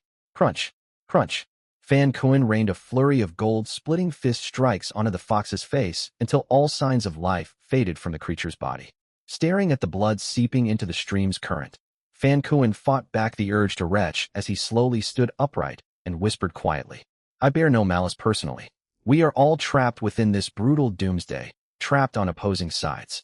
Since every beast folk here has vowed to hunt and kill humans like me, I cannot afford to wait passively for my own demise. Ever since the beast folk collectively put a bounty on his head via the regional chat, Fan Kuan had anticipated a confrontation such as this. Thankfully, the actual encounter proved far less difficult than he had imagined it would be. A notification materialized on his wrist-mounted hologram panel. Target eliminated. Consume one of the target's innate abilities? Consume it. Acquired skill, intermediate carpentry proficiency. So the fox had told the truth about being a carpenter after all. Fan Kuan knelt to retrieve the small hologram sub-orb fastened to Lu Lin's wrist and rummaged through the beast folk's stored supplies. 2 baskets of smoked rabbit meat, 1 full water vat, and over 300 timber units. Fan Kuan stared at the haul in quiet disbelief. Were all beast folk this forthright, openly stating their full inventory without fear of being robbed by supposed nobles? He let out a quiet sigh. Rest easy in your next life. Fan Kuan prepared to depart when another notification popped up on his hologram. Hologram sub-orb acquired. Coordinates for the target's cave have been locked. Initiate cave attribute assimilation. Cave attribute assimilation. Fan Kuan had nearly forgotten about this powerful ability of his, yet activating it required him to occupy the deceased beast folk's cave for a full 24 hours. The corpse plague cataclysm was scheduled to descend that very night, making prolonged stay inside a foreign cave an unnecessarily reckless gamble. Fan Kuan finally recognized the major drawbacks tied to this overpowered skill. First, he had to slay the cave's owner. Second, he needed to camp within the foreign dwelling for an entire day to complete the assimilation process. These strict limitations prevented him from mass exploiting this ability, condemning him to virtual imprisonment inside enemy caves whenever he chose to use it. Furthermore, this run-in with Lu Lin served as a critical wake-up call. If he could impersonate beastfolk royalty to deceive native beastfolk, royal beastfolk could just as easily disguise themselves to ambush human survivors from Blue Planet. From this point onward, he would thoroughly interrogate any human-shaped beings he encountered. Blind trust would lead to the same fatal end Lu Lin had suffered today. Still, Fan Kuan believed he held an advantage when it came to sizing up his opponents. After all, Blue Star boasted a highly developed internet ecosystem, coupled with 12 years of systematic science education. No beastfolk race could stand up to his ability to look up any information they had. He buried the fiery fox humanoid's corpse beneath a tree and folded his hands in a brief prayer. After scouting the surrounding terrain, he headed back along a ridgeline running parallel to the stream instead of retracing the fox creature's original path. The voice announcement 2 days prior stated that reanimated corpses grew most active after dark, yet Fan Kuan had no idea how they behaved in daylight. He could not be certain if daytime scavenging would remain feasible going forward. With daylight still lingering, he resolved to gather more supplies to brace himself for the impending reanimated corpse catastrophe. After climbing over a low hill and walking a short distance, a yellow glowing orb caught Fan Kuen's eye. A yellow orb? What supplies would this one yield? He had yet to figure out the grading system of these luminous spheres. He hurried over and activated it. A small patch of arable fertile soil. When infused with spirit crystals, this soil would transform into spirit soil suitable for growing spiritual plants. Something new. Fan Kuen grinned inwardly. He had no clear understanding of what spiritual plants were, but his cave already held a surplus of spirit crystals with no practical outlet. If usable soil had appeared, genuine spiritual flora could not be far behind. He stowed the orb and sorted through the patterns he had observed. Yellow orbs produced soil, white orbs food, blue orbs water and liquor, and red orbs contained essence blood. The color of each orb evidently dictated the category of goods inside. Fan Kuen mused with a nod. As if to validate his deduction, a green orb materialized on the grass moments later. Fan Kuen picked it up with a smirk and unlocked its contents. A small sack of premium grain seeds capable of growing rice crops. When cultivated within spirit soil, the grain would mature into crystal rice, consumption of which boosted spiritual power reserves. Consuming food to cultivate spiritual energy, this is incredible. He hastily secured the sack, unable to suppress a wide smile. His haul expanded the wider his search radius stretched, yet his finds gradually became repetitive. One white orb after another. Baskets of peaches, followed by more baskets of peaches. Really throwing nothing but peaches at me now? Was I some tree dweller in my past life? The sun dipped below the horizon and dimness spread across the land. Fan Kuen abandoned further scavenging and quickened his pace toward his cave. Upon reaching the cave entrance, he covered the stone gate with wild grass and branches collected along the way to mask the cavern's location. The last embers of sunset faded the instant he finished the camouflage work, drowning the world in total darkness. Glancing warily at the suddenly grim surroundings, Fan Kuen ducked into the cave and sealed the stone gate shut. Instead of resting, he immediately tallied all the spoils he had gathered that day. First, his cave had been upgraded. The miniature spirit crystal vein had expanded into a small-scale vein, quintupling its crystal output. His human racial talent had advanced to 3-star rank, raising his maximum spiritual power capacity by over 100 points. He planned to test whether his cultivation speed had improved during his upcoming meditation session. His former hyena bloodline had evolved into golden mastiff bloodline. Though still classified under canine lineage, it carried a far more imposing name alongside a noticeable boost to physical strength. His food stockpile was substantial, smoked hare meat and countless baskets of peaches. His freshwater reserves were also more than sufficient. The single water vat held enough drinking water to sustain him for several days. Staring at the provisions stacked throughout the cave, Fan Kuen breathed out in relief. If rationed carefully, these supplies could last him a very long time. 2 more notable gains rounded out his day's harvest. He retrieved the patch of fertile soil from the yellow orb and laid it out on the cave's left side. The moment it settled into place, a 3-by-3-meter expanse of brown soil materialized before him. Fan Kuen fetched several spirit crystals to embed within the soil. As the crystals drew near, the small orb resting atop his stone table emitted a mechanical alert. Fertile soil suitable for upgrading detected within the cavern. Confirm infusion of spirit crystals? So the orb handles the refinement process automatically. Fan Kuen selected Confirm. A single spirit crystal dissolved into liquid essence and seeped fully into the soil. Fertile soil successfully upgraded to spirit soil. Only 1 spirit crystal needed for the upgrade. Nice. Fan Kuen suspected continuous crystal infusion would be required for further improvements down the line. He scattered the sack of premium grain seeds across the spirit soil. Contact with the earth triggered another prompt from the orb. Premium grain seeds detected. Initiating automated sowing. Crystal rice will ripen fully in 3 days' time. This orb functions like a central intelligent processor, managing every internal matter within the cave. Still, Fan Kuen could not shake a lingering thought.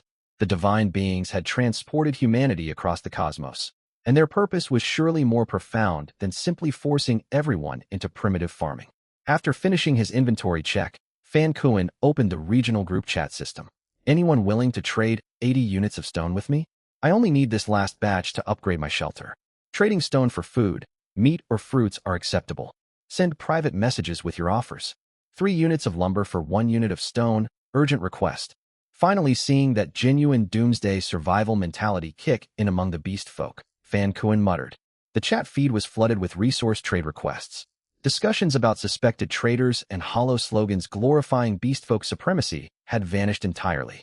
All living beings valued self-preservation, it seemed. The looming threat of the reanimated corpse disaster weighed heavily even on these proud beastfolk warriors. Fan Kuan shot a solemn glance toward the sealed stone gate at the mention of the corpse calamity. Gripping his spirit crystal tightly, he settled cross-legged onto his stone bed and began circulating the spirit absorption art to cultivate. Beneath another moon, in a separate territory, the local regional chat buzzed with non-stop activity. Whoa! Upgrading my wooden hut to level 3 lets ambient spiritual energy gather indoors. The misty spiritual current feels cooler than air conditioning. Spiritual energy means nothing without the cultivation technique gifted to all humans by those divine beings. You've got the wrong patron to thank. Buddha never crossed over to this world with us. This practice is named the Pure Void Art, hardly a title originating from Buddhist scripture. Does anyone have spare lumber and stone? I'm 10 units short of each to upgrade from level 2 to 3. You're already aiming for level 3? I've only just reached level 2 after 3 whole days. How are people farming resources so quickly? Was your axe nothing but a prop? If Fan Kuan had witnessed these messages, he would have flown into a fit of exasperation. Humans spawned with basic axes, and upgrading a hut from level 1 to 2 required merely 1/10 the lumber and stone demanded for beastfolk caves. The disparity was outrageously unfair. Wealth gaps have already formed after just 3 days. I'm comfortably settled in a level 3 wooden hut, raising crucian carp in a small pond, growing apple trees in a garden plot, and storing ice blocks in my basement.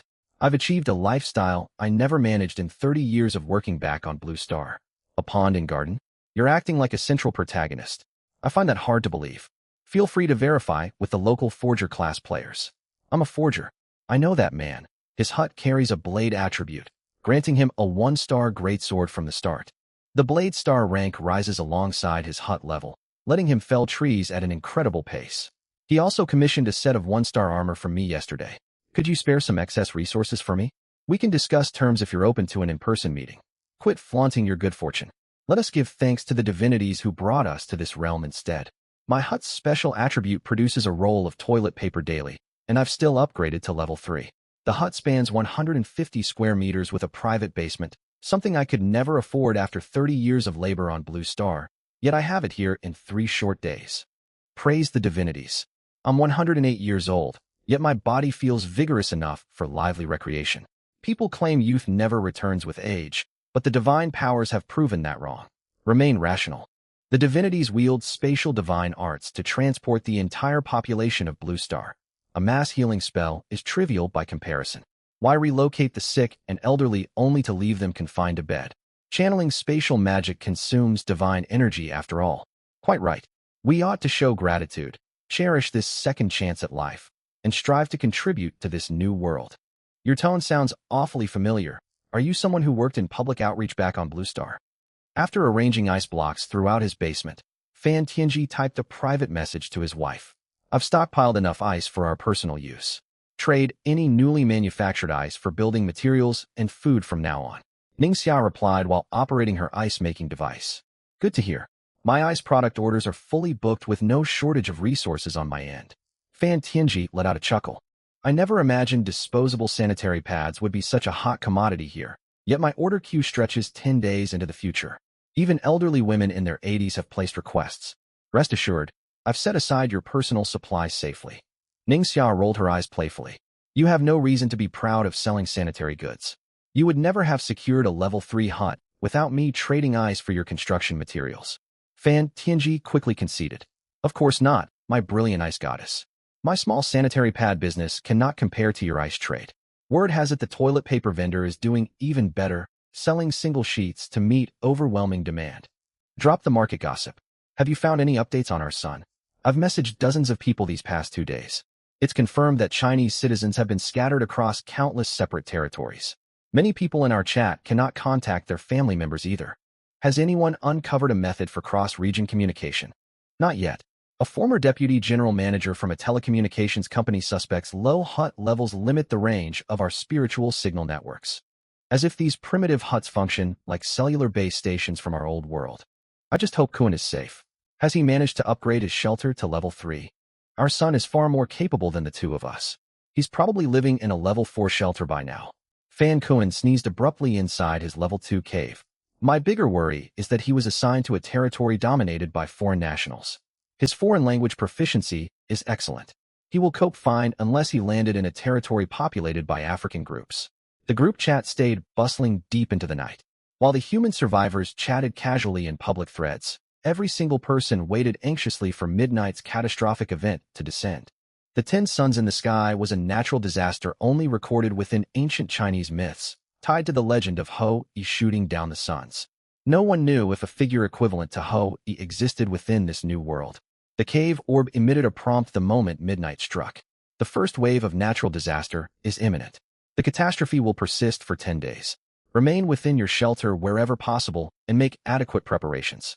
Upon the disaster's conclusion, a comprehensive strength assessment will be conducted for all survivor shelters. The top 100 shelters across the region will each receive 1 3-star yellow orb and 1 3-star green orb.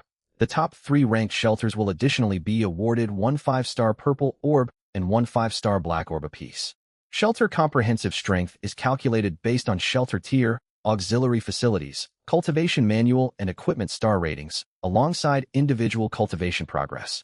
Important note: intermeditative cultivation. If you face resource shortages, it may be your only path to survival. Saturate your physical vitality and spiritual power to break through into a higher cultivation realm. The pitch-black night instantly blazed with harsh light after the announcement faded. 10 blazing suns hung suspended in the sky, sending ambient temperatures rocketing skyward. The catastrophe arrived. 10 suns in the sky. Back in Fan Kuan's cave, circulating the spirit absorption art had pulled him into a state of complete mental immersion. He continuously drew ambient spiritual energy, refining it into usable spiritual power through his cultivation technique. As his reserves steadily built up, Fan Kuan felt a profound sense of clarity wash over his entire body. The sensation was indescribably subtle, granting him sharper perception of all living and non-living things around him. Cultivation slipped by in the blink of an eye until midnight arrived. Fan Kuan immediately halted his practice and stared grimly at the floating hologram as the cave orb spoke once more. The first wave of natural disaster is imminent. The catastrophe will last 10 days. Summon your courage to face these corrupted, undead reanimated corpses. Following the disaster's end, all survivor shelters will undergo a full strength evaluation. The top 100 shelters in the region will earn 1 3-star yellow orb and 1 3-star green orb each. The top 3 rankings will obtain an extra 5-star red orb and 5-star purple orb respectively. Shelter overall strength factors include shelter level, auxiliary facilities, cultivation manual equipment star grades, plus personal cultivation advancement. Warning: reanimated corpses grow extremely ferocious after dark. Persist in cultivation and stand firm in combat. Full saturation of vitality and spiritual power unlocks access to new cultivation realms. 5-star orbs. The rewards are unbelievably generous. Fan Kuan realized he had been short-sighted assuming orbs only varied by color with no internal grading. He had merely never come across graded orbs before due to poor luck. He burned with curiosity about the contents of purple orbs, yet his greatest desire centered on the 5-star red orb. The ungraded red orb he had opened previously had gifted him basic hyena bloodline. A 5-star variant would surely grant royal tier bloodline heritage. If I obtain that bloodline and upgrade it repeatedly, I have to claim a spot within the top 3 rankings. Fan Kuan clenched his fists and refocused on the evaluation criteria laid out before him. Shelter overall strength, shelter level, auxiliary facilities, cultivation manuals, equipment star rating, cultivation progress. Shelter level required consistent resource gathering for upgrades. Auxiliary facilities covered spirit soil, water wells, crop plots, and similar constructions. His cultivation manual was far superior to most competitors, though he possessed no combat equipment for the time being. Cultivation progress evidently relied on advancing his personal realm. Per the official notice, realm breakthrough demanded fully saturated vitality and spiritual power. Fan Kuan opened his status panel to review his current stats. Bloodline: human, innate talent, 3-star, vitality aptitude, 52, spiritual power aptitude, 34, vitality, 52/520, spiritual power, 53/340. Solid progress. My spiritual power climbed from a single point to 53 overnight. He frowned at his stagnant vitality value and reread the disaster announcement. The text urged survivors to engage the reanimated corpses directly in battle to overcome the undead threat, implying vitality could only be raised through combat experience. A low rumble echoed across the distant land, accompanied by rolling thunder. Torrential rain poured down seconds later, pounding loudly against the cave's stone gate. The reanimated corpses have emerged. Fan Cohen tensed every muscle as faint shuffling footsteps and guttural roars drifted near the cavern shortly afterward. He crept silently to the stone gate and pressed his ear against the surface to listen closely. Rain battered the stone barrier non-stop amid intermittent thunderclaps. The distant footsteps gradually faded after a long while, letting Fan Cohen exhale a deep breath of relief as he retreated back to his stone bed. He fixed his gaze on the sealed gate and muttered quietly to himself. This cave truly functions as a safe haven against this doomsday environment. Still, how powerful are these reanimated corpses? Can I resume outdoor resource collection tomorrow morning? He shook his head and settled on a plan. I will prioritize raising my spiritual power for now. It is my most viable method of growing stronger at present. Fourth day of the doomsday cycle, dawn. No natural sunlight filtered into the cave, yet 3 days of survival had adjusted Fan Cohen's biological clock to this world's abnormal day-night cycle. He stretched lazily, feeling thoroughly refreshed despite meditating through the entire night.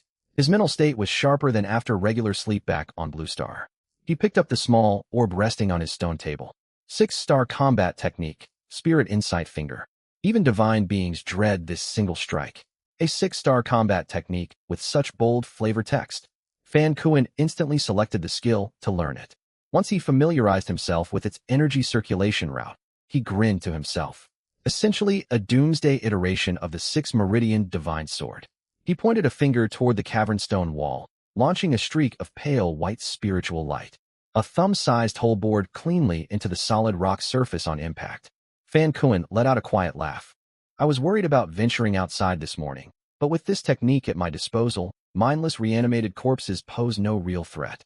He opened his status panel to check his overnight cultivation gains. Bloodline, Human, Innate Talent, 3-star, Vitality Aptitude, 52, Spiritual Power Aptitude, 34, Vitality, 52/520, Spiritual Power, 158/340. Gained 105 spiritual power points overnight. Excellent results. He fired off another Spirit Insight Finger strike and checked his stats once more. Spiritual Power, 148/340. 10 points consumed per use. That only leaves me with a dozen effective shots before draining my reserves entirely. Fan Cohen scratched his head anxiously, recalling the clustered roars indicating the corpses traveled in large packs. He tested channeling spiritual power through his existing techniques, Metal Shattering Fist and Cloud Surging Palm. The enhancement was immediately noticeable. Infusing spiritual energy doubled the destructive force of his physical strikes. A single palm strike pulverized his stockpiled quarry stones into fine gravel. Better still, each technique only drained 3 spiritual power points upon activation. Close quarters melee combat is the way to conserve spiritual energy during fights. A lingering concern lingered in his mind, whether being wounded by these corpses would trigger bodily mutation, identical to the zombie virus from Blue Star fictional media. Adopt flexible guerrilla tactics if necessary, retreat when enemies advance, harass them while they grow fatigued, leverage my speed to wear them down. He then measured his spiritual power regeneration rate by resuming his cultivation art. Just 15 minutes of meditation fully restored the 20+ spiritual power he had expended. Regeneration speed was over 10 times faster than his natural cultivation gain rate. Fan Cohen finally pieced together the function and acquisition rules for every numerical stat on his panel. Vitality Aptitude dictated total vitality capacity, governing physical strength and bodily durability. Killing reanimated corpses appeared to be the sole method of raising vitality values. Spiritual Power Aptitude set the upper limit of spiritual energy reserves. Cultivation Manual Quality determined both cultivation efficiency and spiritual power recovery speed, while combat techniques demanded spiritual power to activate. Higher spiritual aptitude unlocked access to higher-tier combat arts and allowed more frequent technique usage. If he aimed for a quick realm breakthrough, upgrading his cave would need to be temporarily put on hold. Each cave upgrade elevated his bloodline talent, which would raise his maximum vitality and spiritual power thresholds and slow down saturation progress. My priority will be fully saturating my current vitality and spiritual power pools first. Having solidified his strategy, Fan Kuan stood and walked toward the cave entrance. He pushed open the stone gate and stepped out, confused by the odd lighting overhead. The sky was dimly lit, yet the faint glow felt unnatural and muted. It resembled a household light bulb that still emitted faint luminescence after being moved to a neighbor's residence, leaving only a faint residual glow seeping into his surroundings. Fan Kuan lifted his head and stared at the dim, sun-like glow hanging far up in the sky, confusion swirling in his mind. Is that sun out visiting some distant place? This whole scene is utterly bizarre. Shrugging the thought away, he figured even top astronomers back on Earth would be utterly baffled by this abnormal weather. Fan Kuan scanned his surroundings quickly amid the dim glow. Thick morning mist blanketed the land, turning the whole world into a gloomy, ghostly expanse. Moments later, his gaze sharpened. He spotted traces of corrupted corpses. Several human-shaped cadavers draped in tattered garments stood motionless with bowed heads within the shadows of the distant woodland. Thankfully, their numbers were limited and they were not roaming freely. It seemed these corrupted creatures were far easier to handle during daylight hours than after dark. Time to test out a kill. Fan Kuan raised his hand and loosed a spirit insight finger strike toward one corpse beneath the trees. A streak of pale white light streaked forward only to dissipate mid-air shortly after leaving his fingertips. Oops, I overshot the effective range. Clearly, spirit insight finger cannot function as a sniper rifle. Can I take down 5 of these creatures? Fan Kuan mentally reviewed his 3 available combat arts, drew a deep breath, hunched his body low, and crept slowly toward the group of corpses. The morning breeze, stripped of warm sunlight, slithered across his cheeks like frigid serpents. His gaze remained locked firmly on the cadavers as he advanced with measured, quiet steps. When he closed to within 10 meters of his targets, the 5 previously inert corpses snapped their heads toward him in unison. Crimson light flared in their eyes, and they let out guttural roars as they charged straight for Fan Kuan. They can sense killing intent. Fan Kuan jolted in surprise and immediately fired another finger strike straight at the lead corpse's skull. The beam pierced its cranium cleanly, dropping the creature instantly. Perfect. Fan Kuan's eyes lit up. He moved his hands in rapid succession, unleashing successive spirit insight finger blasts to eliminate the remaining 4 corrupted corpses one after another. Heaving a weary breath of relief, he felt a surge of lingering tension fade away. Though these abominations function much like the zombies from Earth, vulnerable to fatal cranial damage, their movement speed was nothing like the sluggish shuffling of terrestrial undead. Each one sprinted with speed matching elite sprinter Usain Bolt. One specimen with a dangling left eye even had its eyeball flop up against its temple as it ran, a genuinely horrifying sight. Still, Fan Kuan channeled spiritual energy into his fingertips, a slow grin spreading across his face. Beyond 10 meters, ranged attacks hold the advantage. Within 10 meters, my strikes are both fast and precise. As long as my spiritual energy holds out, these rotten abominations will never close in on me. Wait, what is this? Fan Kuan noticed thin wisps of gray-black mist drifting upward from beneath the 5 fallen corpses, flowing steadily toward his body. The moment the mist touched his skin, a voice echoed directly inside his head. Energy breeds young essence, transforming decay into vital force. A wave of scorching warmth flooded his body. After a brief moment of shock, he quickly checked the holographic interface projected on his wrist. Vitality. 62/520. His vitality had risen by 10 points. His earlier hypothesis was proven correct. Vitality could only be increased through slaying corrupted corpses. This is solid progress. Fan Kuan's mood lifted considerably. Now that he had confirmed his path to cultivation advancement, his next steps were clear. Are there more drops? Focusing his eyes, he watched 2 floating orbs emerge beside the lifeless corpses. One pure white, the other pale blue marked with a single star emblem. Fan Kuan opened the white orb first, revealing a crate of peaches, an expected drop. He then unsealed the 1-star blue orb to retrieve a small vial of spiritual energy potion. No longer just plain water, well worth the star rating. Fan Kuan picked up the vial with obvious delight. Minor spiritual energy potion restores 50 points of expended spiritual energy upon consumption. It only replenishes used energy instead of permanently raising my spiritual capacity. It will still serve its purpose regardless. Fan Kuan tilted his head back and drained the potion in one gulp. His depleted spiritual energy, which had fallen to 118 points, immediately rebounded to 168 points. Staring at the updated values, he smiled to himself. This is practically a flawless monster farming run. Keep going. I will break through to the next realm before the day ends. He edged along the woodland perimeter in search of more prey. Though eager to level up, he refused to recklessly plunge deep into the dense forest. This was not a video game, and he only had one life to lose. Less than a kilometer forward, he discovered another cluster of corrupted corpses, 7 in total. The 7 cadavers stood gathered around a large tree within the woodland shadows. After surveying the surrounding area and confirming no additional hostiles lurked nearby, Fan Kuan crept closer stealthily. Learning from his last encounter, he initiated his assault at roughly 12 meters before the corpses detected his presence. A soft squelch sounded as the first corpse collapsed on the spot. Enraged roars erupted from the remaining creatures, their eyes blazing crimson as they sprinted toward Fan Kuan at full speed. With combat experience now under his belt, his aim was steady and controlled. Streaks of white spiritual light flashed through the air as successive spirit insight finger strikes cut down the other 6 foes without incident. Just as the last corpse fell, rustling sounds erupted from the underbrush to his right. Fan Kuan twisted his head to spot a massive corrupted hound barreling straight toward him. Another variant monster. He loosed a finger blast, but the beast ducked its head to evade the attack before leaping high with jaws agape, aiming to sink its teeth into Fan Kuan's neck. Instead of firing another ranged strike, Fan Kuan reacted instinctively, throwing a spirit-infested iron-shattering punch directly into the hound's skull. White spiritual energy coated his fist as the blow connected, sending the corrupted canine flying backward violently. The brutal impact ruptured one of the beast's eyes completely. As it staggered unsteadily back onto its paws, Fan Kuan fired 2 consecutive spirit insight finger shots into its brain, ending the creature for good. That was far too close for comfort. He had not anticipated corrupted beasts hiding within the woods, narrowly escaping a vicious bite. He could not begin to guess what affliction would spread if tainted saliva entered his bloodstream.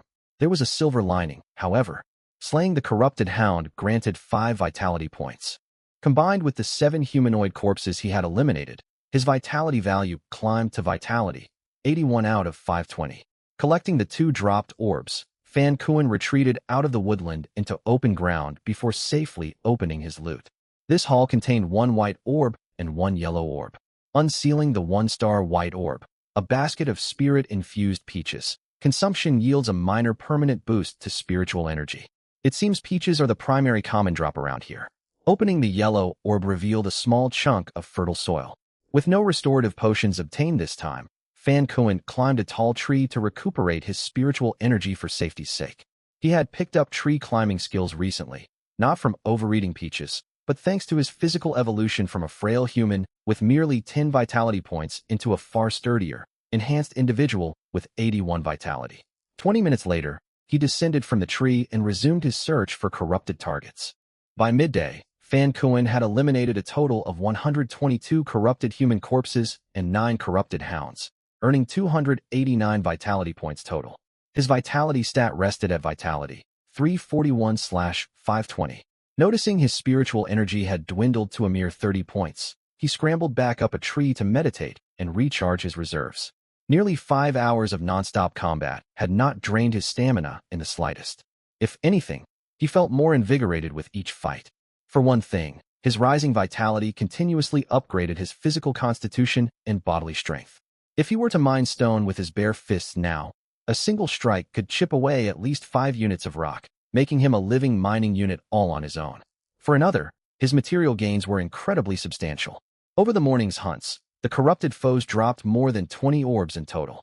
Though all were basic or 1-tier quality, sheer quantity made the loot worthwhile. He collected 16 crates of peaches alone, more than enough to last him for ages, alongside various potions and freshwater supplies. His most valuable find came from the final 2 corrupted hounds he slew, which dropped a rare 1-star purple orb. Inside was his first actual weapon since arriving in this wasteland realm, Wind-Quelling Dagger. Capable of slicing through steel when infused with spiritual energy. The dagger functioned as both a stabbing blade and a compact cutting weapon empowered by spiritual infusion. It lacked special combat effects and was only low-tier graded, yet it was a genuine spiritual artifact, more than sufficient for dispatching corrupted creatures with ease. After 30 minutes of meditation, his spiritual energy was fully replenished. He ate 2 of the spirit peaches, their flavor noticeably richer than ordinary fruit. A cool stream of energy sank into his dantian upon swallowing them, permanently raising his spiritual energy cap by 6 points to spiritual energy, 174/340. Jumping down from the tree, Fan Kuan continued his hunt, resolved to max out his vitality meter before nightfall. Armed with the wind-quelling dagger, his combat efficiency surged drastically. The sharp blade sliced cleanly through the fragile necks of corrupted corpses, severing heads with every swipe. When groups of undead charged him previously, he had to thin the horde from range with Spirit Insight Finger before daring close-quarters combat with Iron-Shattering Punch. Now, the corrupted foes fell like dry vegetation beneath his blade strikes. He followed the woodland boundary onward, crossing a low hill to find the forest growing far denser ahead. As he hesitated over whether to venture deeper, a glowing white crystalline deposit embedded within the trees caught his full attention. Spirit crystal ore. Fan Kuan's face lit up with elation. This ore matched the spirit crystals stored within his cave shelter perfectly, and the exposed vein indicated a small-scale natural spirit crystal mine. I've struck genuine wealth. He hurried toward the deposit to figure out how to harvest this unclaimed wild mine. Before he could reach it, he spotted a small figure crouched in the shadows behind the ore vein, a young-looking individual wearing a tattered floral short skirt. The figure kept its head bowed, seemingly fixated on something below, with long black hair shrouding its facial features.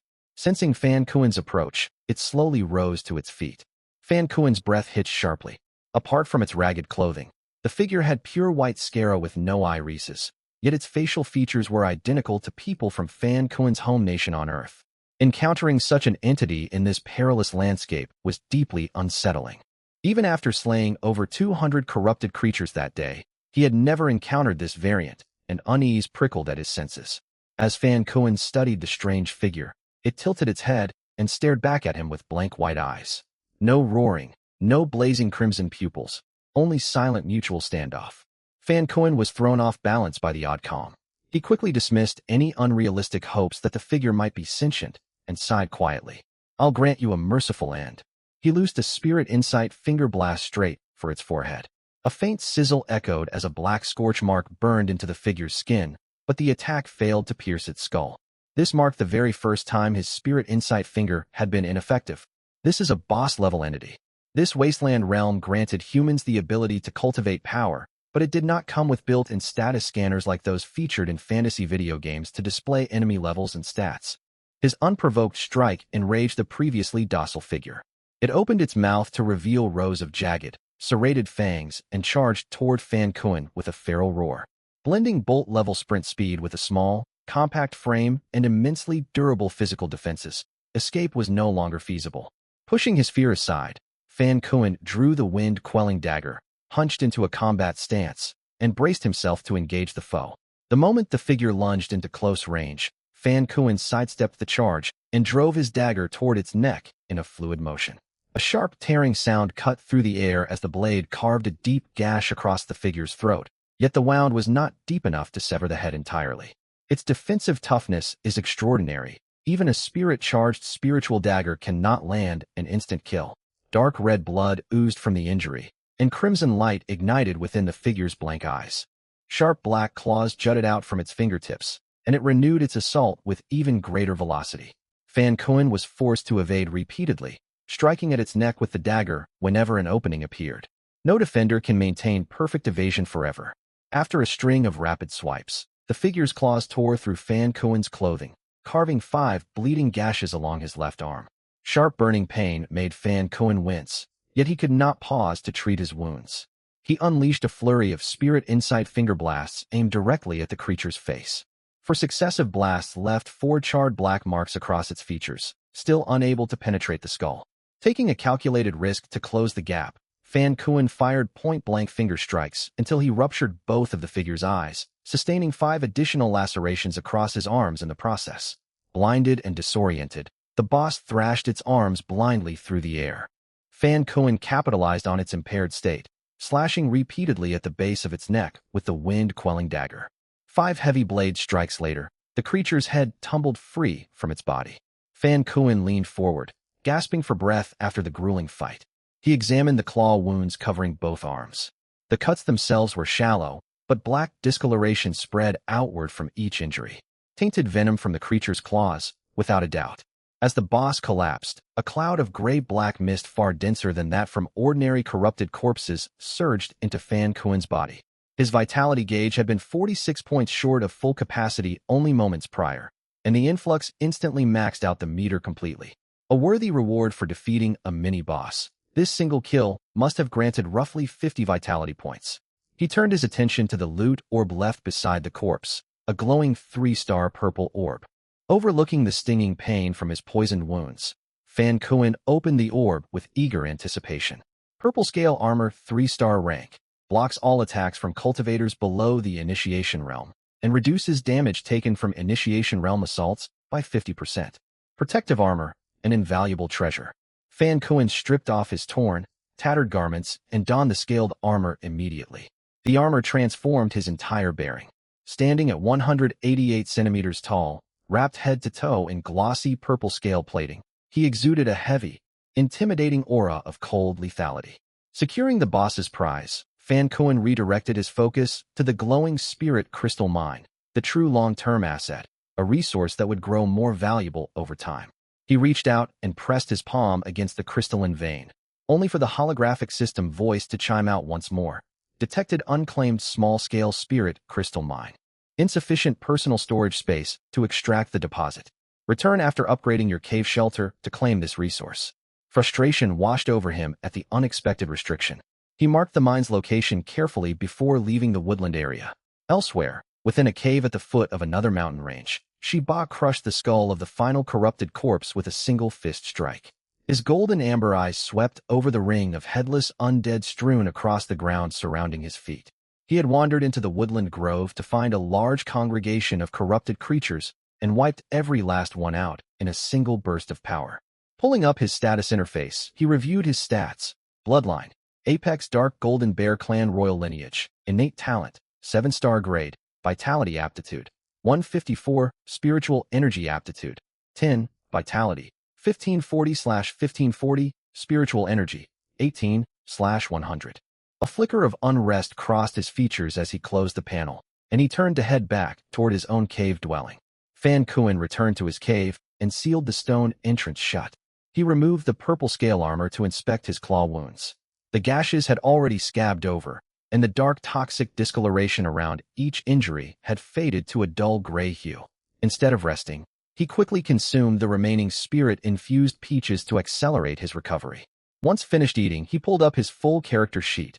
Bloodline, Human, Innate Talent, 3-star grade, Vitality Aptitude, 52, Spiritual Energy Aptitude, 34, Vitality, 520/520, Spiritual Energy, 198/340.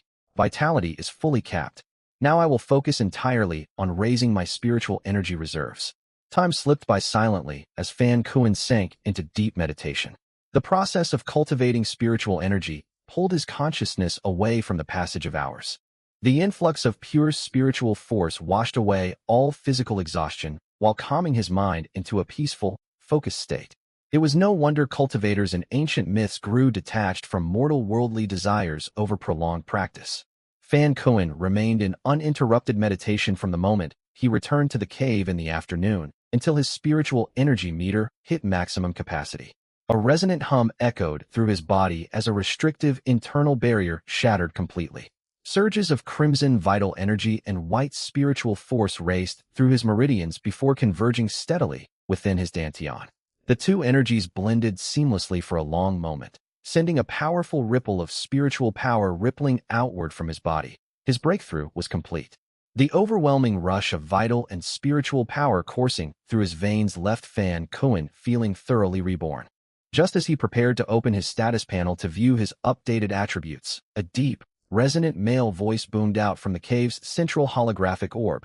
Regional announcement. Cultivator Fan Kuen has advanced to Initiation Realm Tier 1, becoming the first cultivator within this territory. Reward: 1 miniature spirit crystal vein. Regional announcement.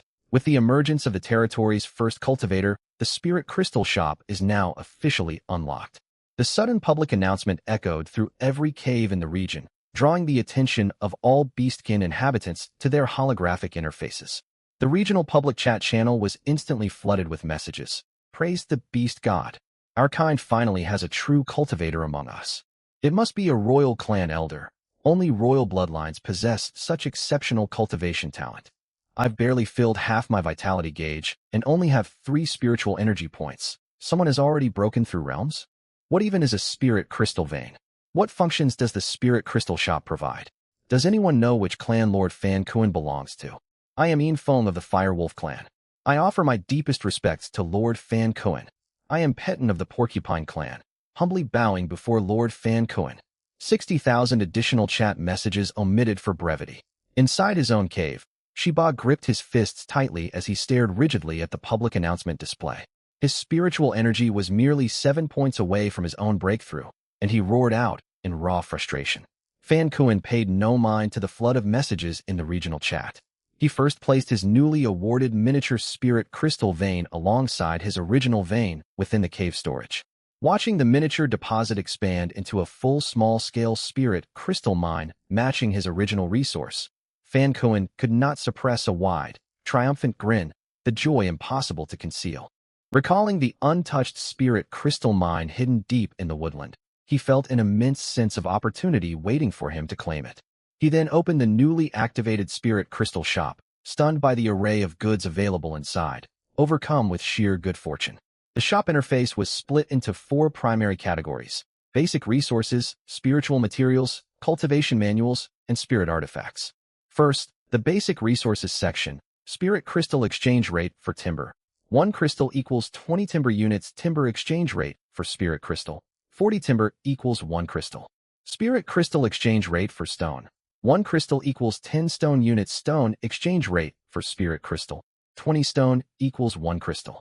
Spirit crystal exchange rate for iron ore. 1 crystal equals 10 or units. Iron ore exchange rate for spirit crystal. 20 or equals 1 crystal. Spirit crystal exchange rate for copper ore. 1 crystal equals 10 or units. Copper ore exchange rate for spirit crystal. 20 or equals 1 crystal. The favorable conversion rates for raw mineral resources filled Fan Kuan with elation. 5 days had passed since his arrival in this wasteland. The current time had crossed midnight into a new day. He collected 100 spirit crystals on his first day, followed by 500 crystals per day for the subsequent 3 days.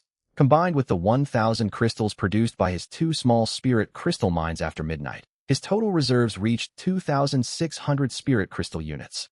Subtracting the 10 crystals spent on cultivation and purchasing fertile soil chunks, he held 2,590 usable spirit crystals at present. If converted entirely into raw construction materials, this stockpile could purchase nearly 130,000 timber units or 80,000 stone units. This volume of resources would easily fund multiple major upgrades to his cave shelter. Manual mining is completely unnecessary now. I can upgrade my base from the safety of my cave. Taking a deep breath to calm his excitement, Fan Kuan proceeded to browse the remaining shop tabs. Spiritual Materials tab, locked. Unlock requirement. Upgrade shelter to small immortal abode. Cultivation Manuals tab, locked. Unlock requirement. Upgrade shelter to large immortal abode. Spirit Artifacts tab, locked. Unlock requirement. Upgrade shelter to small city fortress. This shop certainly holds strict unlock conditions. Fan Kuan shook his head in amusement. A sudden thought crossed his mind. He remembered a special cave attribute he had spotted within the innermost zone of the hive structure long before, a permanent shop discount buff. He had hesitated to claim the attribute at the time, uncertain of its practical value, yet its potential was monumental. If he could absorb that attribute, paired with passive spirit crystal generation from his mines, he would be capable of purchasing nearly every item once the shop tabs unlocked. 2 paths lay before him: immediately upgrade his cave shelter, or raise his bloodline quality to push for faster realm advancement. Fan Kuan lowered his gaze to weigh his options carefully. Upgrading the shelter raises bloodline tiers alongside vitality and spiritual energy caps, theoretically slowing realm breakthrough speeds. Or is that truly the case? Higher-grade cave shelters might also unlock additional functional facilities. Furthermore, the final overall power ranking at the end of the current natural disaster cycle accounts for shelter tier, auxiliary facilities, manual collections, equipment quality, and cultivation progress together. Shelter level forms a critical scoring component, and his spirit crystal mines grant him an unassailable advantage over all beastkin competitors. His resource advantage is guaranteed, while rushing realm advancement carries unknown risks. His decision settled firmly. He would upgrade his cave first. Opening the shelter upgrade interface, Advanced Cave Upgrade Requirements. 3,000 timber units, 1,500 stone units. A trivial cost with my current crystal reserves. Fan Cohen spent 300 spirit crystals to purchase all required construction materials instantly. But just as he was about to tap the upgrade button, memories of the last cave upgrade flashed through his mind. The ground-shaking commotion back then would surely draw hordes of corrupted cadavers. Fan Cohen pressed his lips together and opted to play it safe. Midnight had long passed. Even if he upgraded the cave right now, the spirit crystal mine would only make up for the day's earnings gap, with no extra profit to gain. It was far wiser to wait a few hours until dawn, when the corrupted cadaver's frenzied phase subsided. A reckless upgrade at this hour might attract a massive swarm of the undead, and that could very well get him killed and force him to log out for good. Closing the upgrade interface, Fan Cohen opened his personal status panel. Bloodline. Human. Fused bloodline. Golden Mastiff clan. Cultivation realm. Initial realm. First tier. Innate talent. 3 stars. Vitality talent. 52. Spirit power talent. 34. Vitality. 520/1560. Spirit power. 340/1020. Wow, my stats have tripled.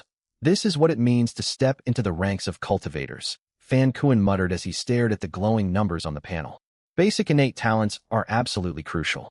My original human vitality talent was only 10 points, while the Golden Mastiff bloodline boosted it all the way to 52. If I'd kept my original human bloodline, my maximum vitality cap would only sit at 300 even after advancing to the initial realm. That's weaker than an ordinary Golden Mastiff clansman, never mind the royal bloodlines among beast kind. He stroked his chin, impressed by the stark disparity. Humans likely held an advantage in spirit power, yet their physical bodies paled drastically in comparison. Still, royal bloodlines were not entirely out of his reach. Fan Cohen dismissed the translucent status screen, walked over to his stone bed, and settled into a cross-legged meditation posture to cultivate. Early dawn of the 5th day after the apocalypse descended. Fan Cohen finished his cultivation and slowly opened his eyes. He instinctively reached for the glowing orb resting atop his stone table. 5-star combat skill, Star Pursuit Art. Chase stars, race the moon, traverse 10,000 li with each stride. A movement-type combat skill, perfect for his current needs. Eager to test it out, Fan Cohen immediately pulled up the cave upgrade menu. Let's begin the upgrade. Deafening rumbles echoed for 5 minutes before the cave finished upgrading. Fan Cohen brushed dirt off his robes and spat out gritty dust. Thank goodness I didn't upgrade at midnight. Noise this loud would have dragged every corrupted cadaver for miles straight to my doorstep. The orb on the stone table chimed the moment he finished speaking. Cave upgrade complete. Current cave rank, Advanced Cave. Next tier, Small Spirit Abode. Upgrade materials required. 10,000 timber, 5,000 stone, 1,000 iron ore, 500 copper, Oregon.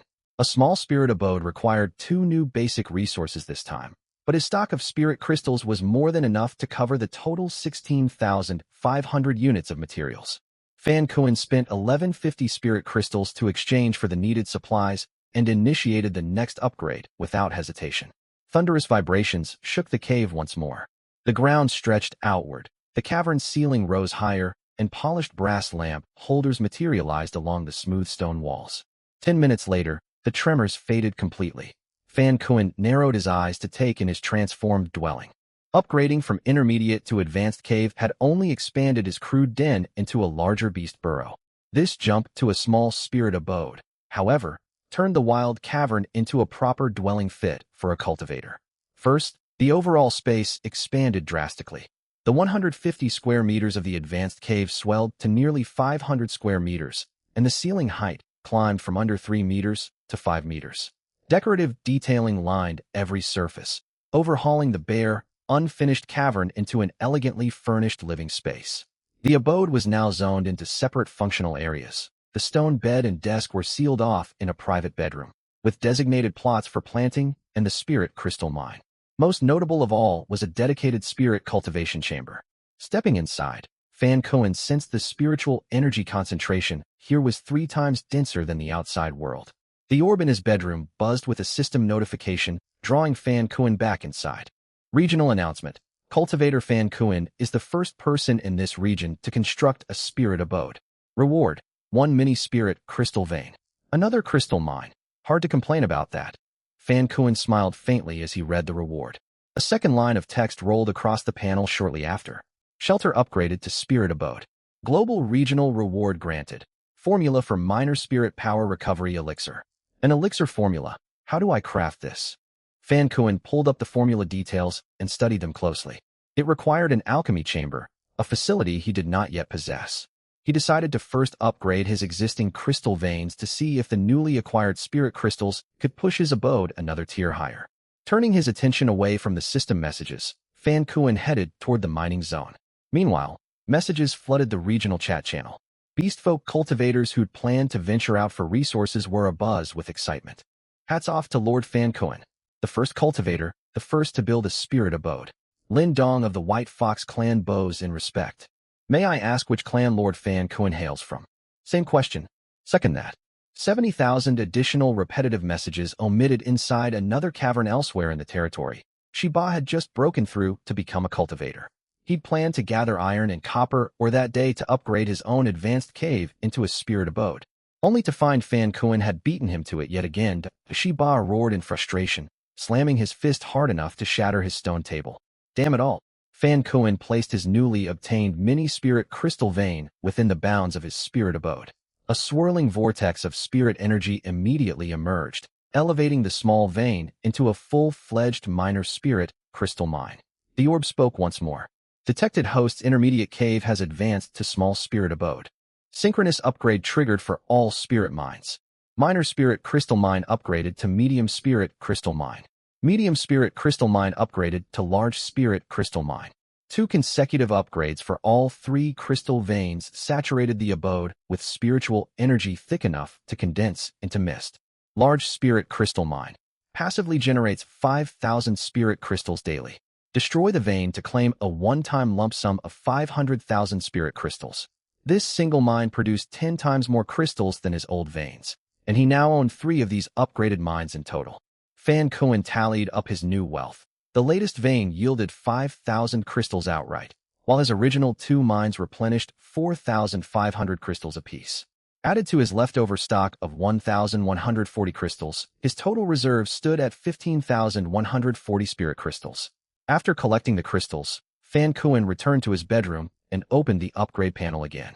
Upgrade requirements for intermediate spirit abode. 50,000 timber, 30,000 stone, 10,000 iron ore, 5,000 copper ore, 1 spirit core. What even is a spirit core? Fan Kuan frowned and navigated to the newly unlocked spiritual materials section of the spirit crystal shop.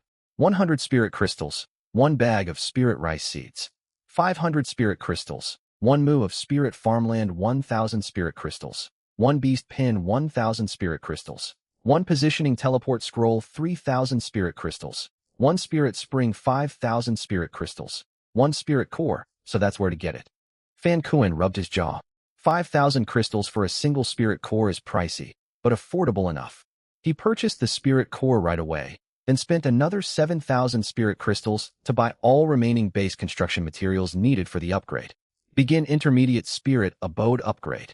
Massive rumbling shook the cavern far more violently than previous upgrades. The ground expanded outward. Intricate carved patterns etched themselves into the stone walls. The brass lamp fixtures grew more ornate, and his stone bed expanded in size, draped with elegant silk bed curtains. Fan Kuan watched his once crude burrow transform into regal living quarters, nodding in quiet approval. This bed is far larger than necessary for simple rest. Master, a soft, gentle voice pulled Fan Kuan from his thoughts. A feminine figure roughly 50 centimeters tall materialized from the glowing orb, her long hair flowing freely over her shoulders with soft, delicate facial features. Clad in a pale white moonlit gown, she bowed respectfully before him. I am Xiaoyin, your spirit abode wisp. Xiaoyin. Fan Kuan leaned backward slightly in surprise at the sudden floating figure, then observed her carefully. Though small in stature, her features were refined, and her proportions balanced gracefully. Were you the deep male voice coming from the orb this whole time? Xiaoyin smiled gently. I manifested this form based on what I predicted would suit your preferences. I may alter my appearance instantly if this form displeases you. Her form rippled with spirit light, shifting into a middle-aged man dressed in a tailored formal suit, the familiar deep male tone returning. Greetings, master. You may call me Uncle Ian. Cut that out and switch back immediately. Fan Kuan waved his hand sharply with a furrowed brow. Of course, master. Xiaoyin reverted to her original appearance with a sweet tone. Quite the versatile shapeshifter, Fan Kuan remarked, then asked formally. What functions are you able to perform? What sort of tasks would you require of me, master? Xiaoyin asked in a warm, calm tone. I mean official abode management duties, of course. Fan Kuan cleared his throat to maintain a serious demeanor. Xiaoyin stood straight with her hands folded neatly in front of her chest. I can oversee every matter within this spirit abode. Planting, nurturing, and harvesting spirit vegetation, collecting crystal yields, and managing the layout of each functional zone. I can also operate the newly built alchemy chamber added with the intermediate abode upgrade, refining elixirs automatically as long as you possess the required formulas and raw materials. Additionally, the spiritual energy density within your cultivation chamber has risen to 5 times the ambient outdoor level, making it the optimal spot for your future cultivation sessions. 5 times denser spirit energy. Does that mean my cultivation speed will also quintuple? Fan Kuan questioned. Not quite yet on its own, but once your spirit power talent rises to 6 stars, paired with the amplified energy in the chamber, your cultivation efficiency will surpass 5 times your original pace. Incredible. You seem to know every detail. You're essentially a built-in core management intelligence for the abode, aren't you? I haven't gotten around to inspecting the new alchemy chamber yet. Show me the way, Fan Kuan said as he walked out of the bedroom. He crossed the spacious corridor and arrived at the alchemy chamber. The 30-square-meter space functioned as a dedicated alchemy workshop, centered around a weathered ancient alchemy furnace standing 1 meter tall. The furnace was fitted with a built-in fire grate beneath its cauldron body. Now I truly am cultivating as an immortal wood, complete with a proper alchemy furnace straight out of old celestial tales. Can you operate this furnace? Fan Kuan gestured toward the cauldron and asked Xiaoyin, who had followed close behind. I can, master.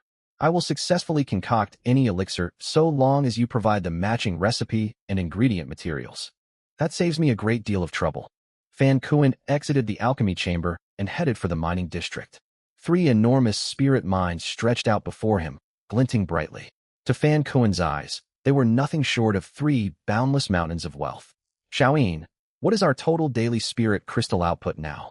Master, all veins have been upgraded to giant spirit crystal mines. Each generates 10,000 spirit crystals daily. Destroying a vein will grant a one-time payout of 1 million spirit crystals. 30,000 crystals earned passively every single day. Fan Kuan swallowed hard. How many resources are needed to upgrade to a large spirit abode? Xiaoyin bowed slightly to answer. Upgrade requirements for a large spirit abode. 200,000 timber, 100,000 stone, 50,000 iron ore, 30,000 copper ore, and 30 spirit cores. Such a staggering amount. Even with his substantial crystal reserves, Fan Kuan was taken aback by the figures. Basic construction materials were manageable, costing only around 20,000 crystals total, but spirit cores carried a steep price tag. 30 cores would cost a full 150,000 spirit crystals. That is correct, master. Xiaoyin nodded. A large spirit abode serves as the precursor to a small fortress, marking the critical transition from an individual cultivator to a formal faction force. Upon upgrading to a large spirit abode, you will unlock a forge chamber and a scripture repository. The Spirit Crystal Shop will also open its secret manual catalog, giving you the resources required to build your own faction. Building a faction certainly sounds promising. Fan Kuan trailed off, struck by a sudden concern. This territory is ruled by beast kind. How would I go about establishing a faction here? Continue posing as a member of a beast royal bloodline? When will this region connect with adjacent regional territories? Fan Kuan turned to ask Xiaoyin. The spirit wisp fell silent for the first time, seemingly processing data or communicating with a higher system host. After a short pause, she lifted her gaze. I cannot answer this question at present. The truth may reveal itself once you upgrade the spirit abode once more. Very well. If even the abode's core intelligence has no answer, there is no use fretting over it prematurely. I will focus steadily on boosting my personal strength first. It is time to elevate my bloodline. Fan Kuan fixed his gaze firmly on Xiaoyin and spoke in a solemn tone. Xiaoyin, initiate the bloodline enhancement process. Understood, master. Detected 3 total abode upgrades completed. 3 bloodline enhancement opportunities unlocked for the host. Commencing host bloodline scan. Bloodline. Human fused bloodline. Golden Mastiff clan cultivation realm. Initial realm. First tier innate talent. 3 stars. Vitality talent. 52 spirit power talent. 34 vitality. 520/1560 spirit power, 340/1020 skin result. Innate human bloodline possesses weak natural constitution. Direct enhancement of the base human bloodline is unfeasible. Converting all three enhancement charges into spirit power talent upgrades instead. A stream of pure white light flooded Fan Kuen's body. Talent increased by 3-star tiers. Bloodline, human fused bloodline. Golden Mastiff Clan Cultivation Realm. Initial realm. First tier innate talent. 6 stars vitality talent. 52 spirit power talent. 65 vitality. 520/1560 spirit power. 340/1950. Detected latent Golden Mastiff bloodline within the host physique. Applying 3 tiers of bloodline enhancement to this fused lineage. Blazing crimson light erupted outward, surging waves of condensed vitality flooding Fan Kuen's veins as sequential system alerts sounded one after another. Golden Mastiff bloodline evolved into Golden Pupil Battle AO bloodline. Golden Pupil Battle AO bloodline evolved into Lightning AO bloodline. Lightning AO bloodline evolved into Howling Moon AO bloodline. Bloodline enhancement sequence finished. Bloodline. Human fused bloodline. Howling Moon AO Clan Cultivation Realm. Initial realm. First tier innate talent. 6 stars vitality talent. 86. Spirit power talent. 65 vitality. 520/2580 spirit power. 341,950ths. As the enhancement process concluded, Fan Kuen felt as if a ferocious primal beast resided within his dantian, boundless latent power coiling deep inside his core. He pulled up his status panel once more and let out a quiet gasp.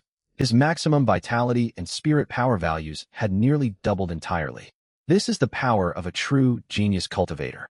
He reflected on his original baseline stats, a mere 10 vitality talent and 12 spirit power talent. Even after breaking into the initial realm with those starting values, he would have remained a weak cultivator capped at only 300 total attribute points. Fan Kuen grew increasingly eager to claim the 5-star blood essence reward he had earned. Calming his surging excitement, he turned toward Xiao-Yin. Calculate the total spirit crystal cost required to upgrade to a large spirit abode for me. Xiao-Yin replied instantly, without hesitation. Full upgrades to large spirit abode cost a combined total of 178,000 spirit crystals. You hold 3,140 residual crystals after your bloodline evolution, plus 15,000 supplementary crystals recently generated from the upgraded mines. At your current passive income rate, you will gather sufficient funds in 6 days. What if I claim an additional spirit crystal vein today? The timeline shortens to 4 days. Perfect. I depart immediately. Fan Kuen's eyes sharpened with resolve. He clenched his fists firmly and strode toward the abode's exit. The massive stone gateway rumbled open slowly. Fan Kuen stepped outside and glanced back at his dwelling. This was the true residence of a cultivator, a far cry from the crude, exposed burrow he had started with. After the intermediate abode upgrade, the abode's interior ceiling stood 7 meters tall. From the exterior, the entire structure jutted from the landscape like a small hill spanning over 2,000 square meters. His original low, narrow entrance had been replaced with a grand dual-stone gateway carved with ancient patterns. The sturdy stone doors exuded timeless solemnity, though the abode was no longer concealed from outside detection. He could only hope the roaming corrupted cadavers would not wander to his gates after dark. Clad in his purple scale armor, Fan Kuen darted through the woodland terrain while channeling the star pursuit art. Racing toward the location of the unclaimed crystal vein he had discovered the previous day. Protected by his armor and elevated to formal cultivator status, he no longer bothered evading scattered small groups of corrupted cadavers active during daylight hours. He cut straight through the heart of the forest with unobstructed speed. The newly learned star pursuit art exceeded his expectations. It drastically boosted travel speed while consuming minimal spirit power unless pushed to full sprint. His spirit power regeneration naturally offset the minor expenditure, a benefit brought on by his newly upgraded 6-star spirit power talent. His purple figure weaved swiftly between trees. Any corrupted cadaver that lifted its head to react was struck dead by his spirit-infused fist before they could move an inch. Even agile corrupted hounds that managed to close the gap could not pierce the defensive layers of his purple scale armor. 1 hour later, Fan Kuen arrived at the woodland clearing holding the unclaimed crystal vein. Relief washed over him. The vein was untouched. Though only 5 days had passed since the apocalypse began, making it unlikely for any other survivor to possess the means to harvest spirit veins, he had refused to rule out all possibilities entirely. The vein itself was unharmed, but a towering monster with a humanoid upper body and mantis lower limbs perched atop the mineral deposit, guarding the resource. Another boss monster, Fan Kuan frowned slightly. Valuable resource sites were always guarded by powerful aberrations, it seemed. The creature stretched nearly 3 meters in length, its dark green hide pockmarked with corrosion scars, as if burned by acid. It pressed its 4 limbs flat against the ground, its scarlet eyes locked unblinkingly onto Fan Kuan's form. Drawing experience from his fight against the Wraith Child the previous day, Fan Kuan formulated his battle plan. He gripped his wind-calming dagger backward in his right hand and lunged toward the mantis monster in a quick burst of speed. The mantis charged back instantly, slashing its scythe like forelimbs and launching itself straight at Fan Kuan. Their figures crossed midair. Fan Kuan unleashed a spirit rhythm finger strike aimed directly at the monster's skull. Advancement into the initial realm had amplified the skill's destructive force. Though spirit power consumption had doubled, its close-range lethality increased exponentially. A bloody cavity punctured the monster's temple, thick dark green bodily fluid oozing from the wound. The mantis twisted around with a shrill hiss and renewed its assault. Thanks to his superior movement skill, Fan Kuan evaded every sweeping strike of its bladed limbs with effortless ease. He landed repeated spirit rhythm finger shots to its cranium. After 6 precise strikes landed, the monster's strength faded rapidly. Fan Kuan drove his wind-calming dagger clean through the creature's nape, bright white spirit light erupting as the mantis's head tumbled to the ground. A wisp of gray-black mist drifted out from the monster's corpse and merged into Fan Kuan's body, raising his vitality by 50 points. His updated vitality value read vitality, 690/2580. He picked up the glowing yellow 3-star orb dropped by the defeated monster, 1 beast pen. A pleasant surprise, as this item sold for a full 1,000 spirit crystals inside the official shop. After collecting the beast pen, Fan Kuan placed his palm against the crystal vein to absorb the entire mineral deposit into his storage space. Upgrading to the intermediate spirit abode had expanded the storage space within the orb worn on his wrist from an initial 100 cubic meters to 10,000 cubic meters, more than enough to contain the entirety of this small spirit vein. Grinning at his newly secured asset, Fan Kuan grew confident of securing a top 3 ranking in the regional settlement rewards after the next apocalypse settlement tally. With material wealth taken care of, his next priority was raising his cultivation base. Fan Kuan stared into the thick nearby woodland and marched forward without hesitation. On the other side, Shiba, who had lost 2 first-place rankings to Fan Kuan in succession, was plotting a comeback to turn the tide. He aimed not only to break into the top 3 in the current natural disaster settlement, but also to surpass Fan Kuan and claim the #1 spot in the regional public ranking. Earlier that morning, he had advanced his minor cave dwelling through his own efforts and was now rallying his Bear Clans folk to gather materials for upgrading to an intermediate cave dwelling. Promoting a minor cave dwelling to intermediate status required 12,000 spirit crystals, or nearly 300,000 units of basic materials if exchanged directly. If Shiba collected resources entirely on his own, even spending every daylight hour gathering supplies would take a minimum of 10 days. Mobilizing his Bear Clans folk would drastically cut down the time frame. Even within this harsh apocalyptic wasteland, royal bloodlines held no absolute authority to command their kinsfolk outright. Still, over 300 out of the more than 10,000 bears in the region volunteered unconditionally to serve Shiba. Shortly after midday, Shiba successfully upgraded to an intermediate cave dwelling with the support of his followers. Yet his brows furrowed the moment he saw the requirements for advancing to a large cave dwelling. Leveling up to a large cave dwelling demanded 178,000 spirit crystals, equivalent to roughly 4 million units of raw materials for exchange. However, 30 spirit energy cores made up the bulk of this cost, giving Shiba a glimmer of hope. One of his subordinates possessed a cave with a special attribute perfectly suited for gathering these cores. Thud, thud, thud. The constant sound of rotting corpses' heads bursting echoed through the dense woodland. Fan Kuan cut through the forest like a reaper, slaughtering the undead relentlessly. As his vitality value climbed steadily, his physical strength grew in tandem. Even without channeling spiritual energy into his golden shattering fist, he could effortlessly crush the heads of the rotting corpses. Protected by his purple scaled armor, Fan Kuan grew far bolder, actively charging into areas swarming with the undead. He tracked the scent of the corpses deeper into the woods, gradually moving farther away from his cave. The surrounding mountain peaks grew steeper and more precipitous as he ventured onward. Time slipped by, and dusk arrived before Fan Kun realized he had reached the foot of a towering mountain. The peak pierced the clouds. Its steep rock faces a dark brown that exuded an overwhelming sense of oppression. The closer he drew to the mountain, the denser the hordes of rotting corpses became. Rotting hounds no longer wandered alone, but roamed in packs of 3 to 5. Most unsettling of all was the massive cave opening at the mountain's base. Pitch-black darkness pooled within the cavern, interspersed with periodic shrill, agonizing howls. Fan Kun slowed his cleansing pace. After eliminating the undead around him, he leaped atop a tall tree to observe the cave from above. The cave mouth stretched more than 10 meters wide. Strands of dark green viscous liquid dripped down its dark brown stone walls, while endless rotting corpses and hounds shuffled slowly out from within. Fan Kun frowned deeply. Could all the undead in this vicinity originate from this cavern? Was this the main nest of the rotting corpses? Just as he prepared to creep closer for a clearer look, a ghostly child emerged from the cave entrance, followed closely by 2 mantis monsters.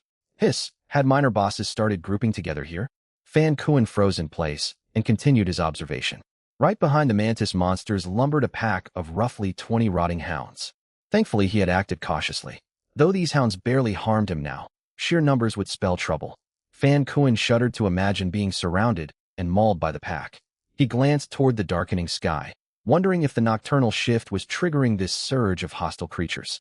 Fan Kun marked the cave's coordinates, silently jumped down from the tree, and slowly retreated backward. He resolved to withdraw for the day, planning to return after his next breakthrough. As he retreated, he opened his status panel. Bloodline. Human. Fused bloodline. Howling Moon AO Clan. Realm. Initial realm. First order. Talent. 6-star grade. Vitality aptitude. 86. Spirit energy aptitude.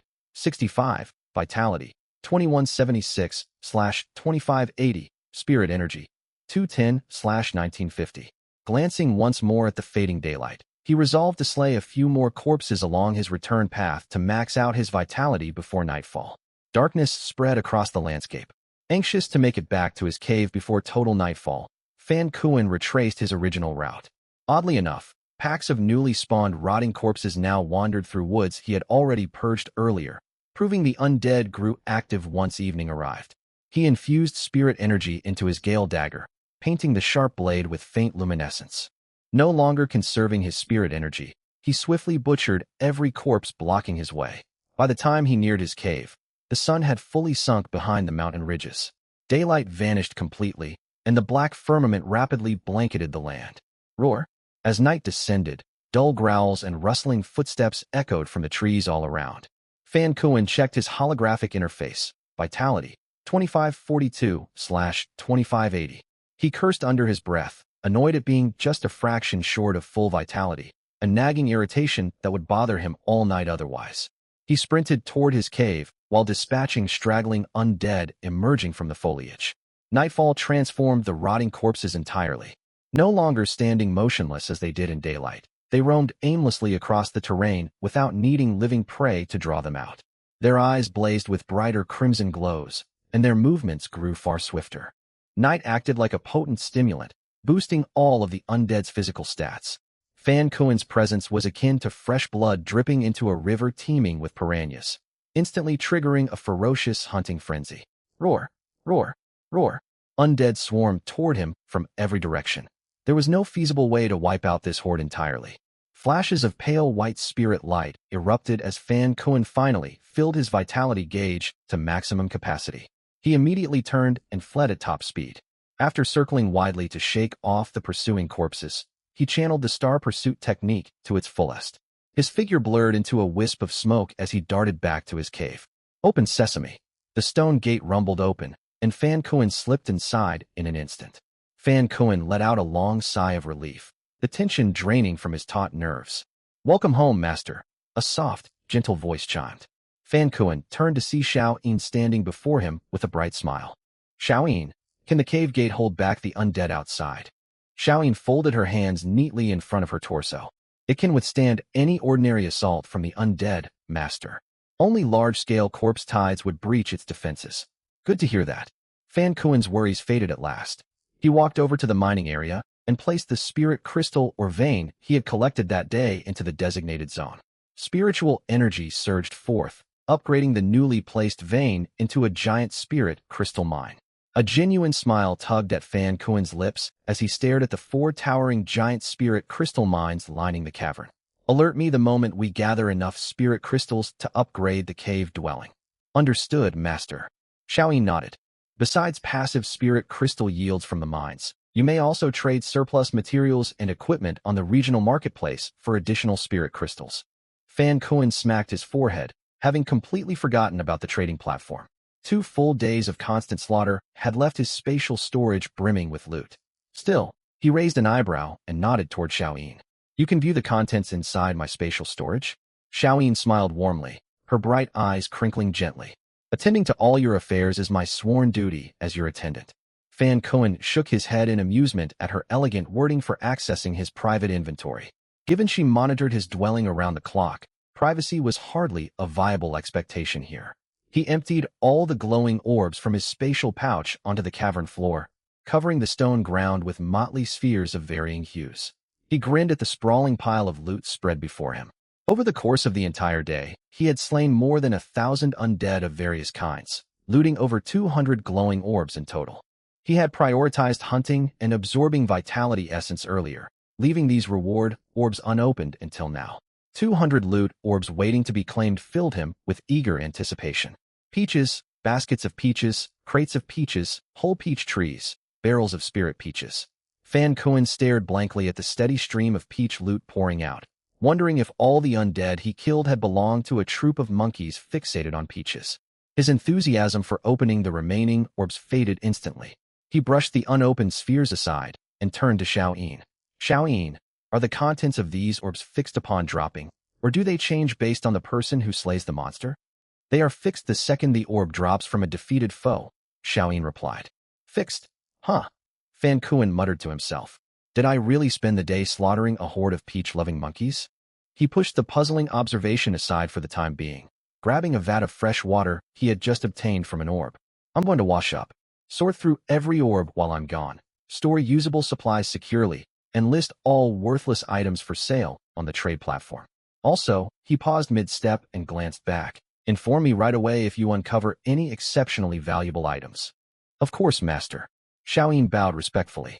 Fan Kuen sank into the water tub, the cold liquid washing over his overheated body and soothing the burning ache from non-stop combat. He closed his eyes comfortably, savoring this brief moment of peace. He climbed out 10 minutes later, donned his armor, and headed for the spirit cultivation chamber. Thick, dense spiritual energy washed over him the second he stepped inside, refreshing his weary mind instantly. Xiaoyin. Fan Kuen seated himself cross-legged at the chamber's center. Master. The graceful figure materialized beside him. Finished sorting the orbs? Did anything notably valuable turn up? 3 items would greatly benefit your current stage of growth. Xiaoyin held out 3 sealed orbs. This is the blood essence of a long-armed ape, obtained from a single-star red orb. It ranks 1 tier higher than the hyena blood essence you currently utilize. Replacing your current fused bloodline with this essence will elevate your bloodline talent to 7 stars. 7-star bloodline talent. Fan Kuen grew visibly excited and pulled up his wrist hologram to verify his stats once more. Bloodline. Human, fused bloodline. Howling Moon AO Clan, Realm. Initial Realm. First Order, Talent. 6-star grade, Vitality Aptitude. 86, Spirit Energy Aptitude. 65, Vitality. 2580/2580, Spirit Energy. 162/1950. So swapping the hyena bloodline for this ape essence raises my vitality talent an entire star tier, he confirmed aloud. Precisely, Master. Then there's no reason to hold back. Let's fuse it immediately. Fan Kuen made up his mind on the spot, curious what form the long-armed ape bloodline would evolve into after 6 successive advancements.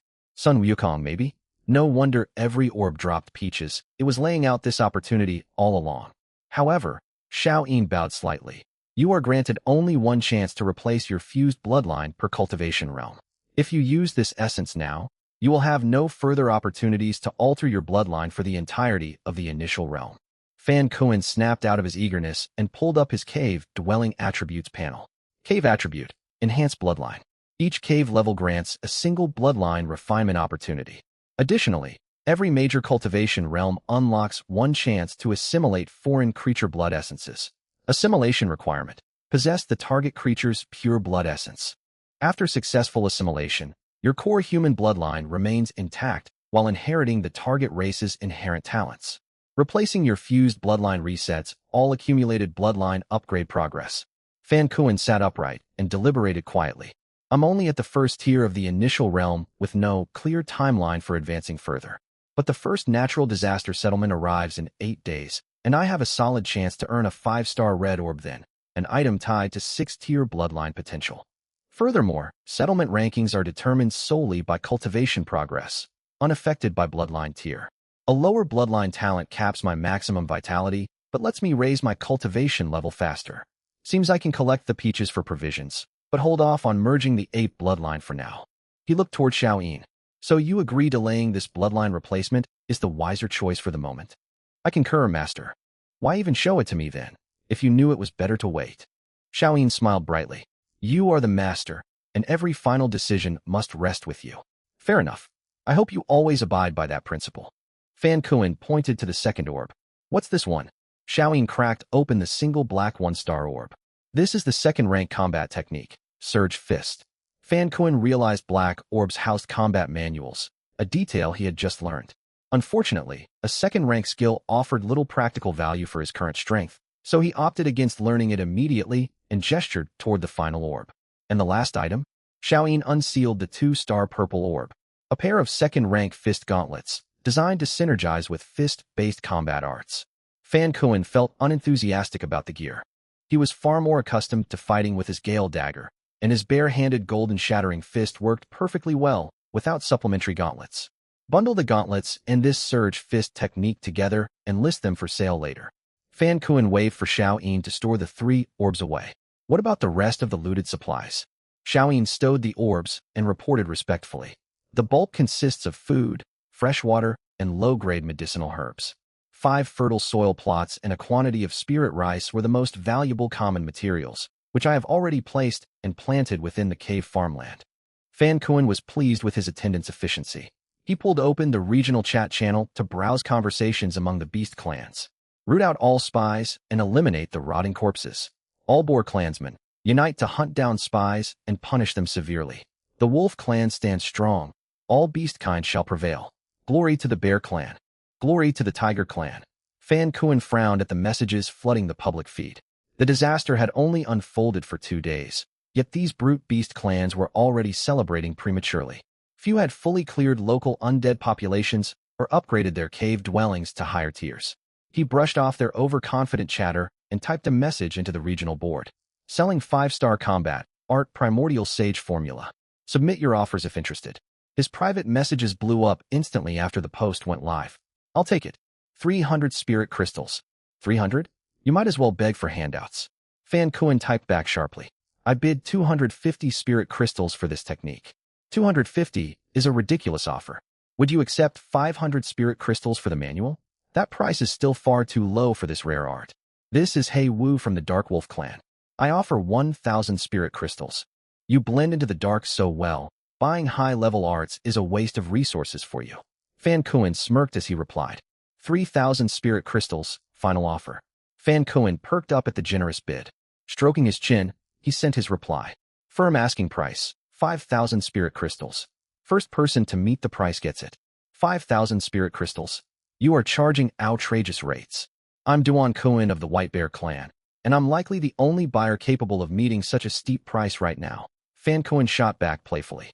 Being Duan Kuan of the White Bear clan doesn't grant you special privileges. I go by Duan Kuan too. Cross paths with me, and I'll make sure your oversized bear paws get what they deserve. His mood lifted after the playful exchange.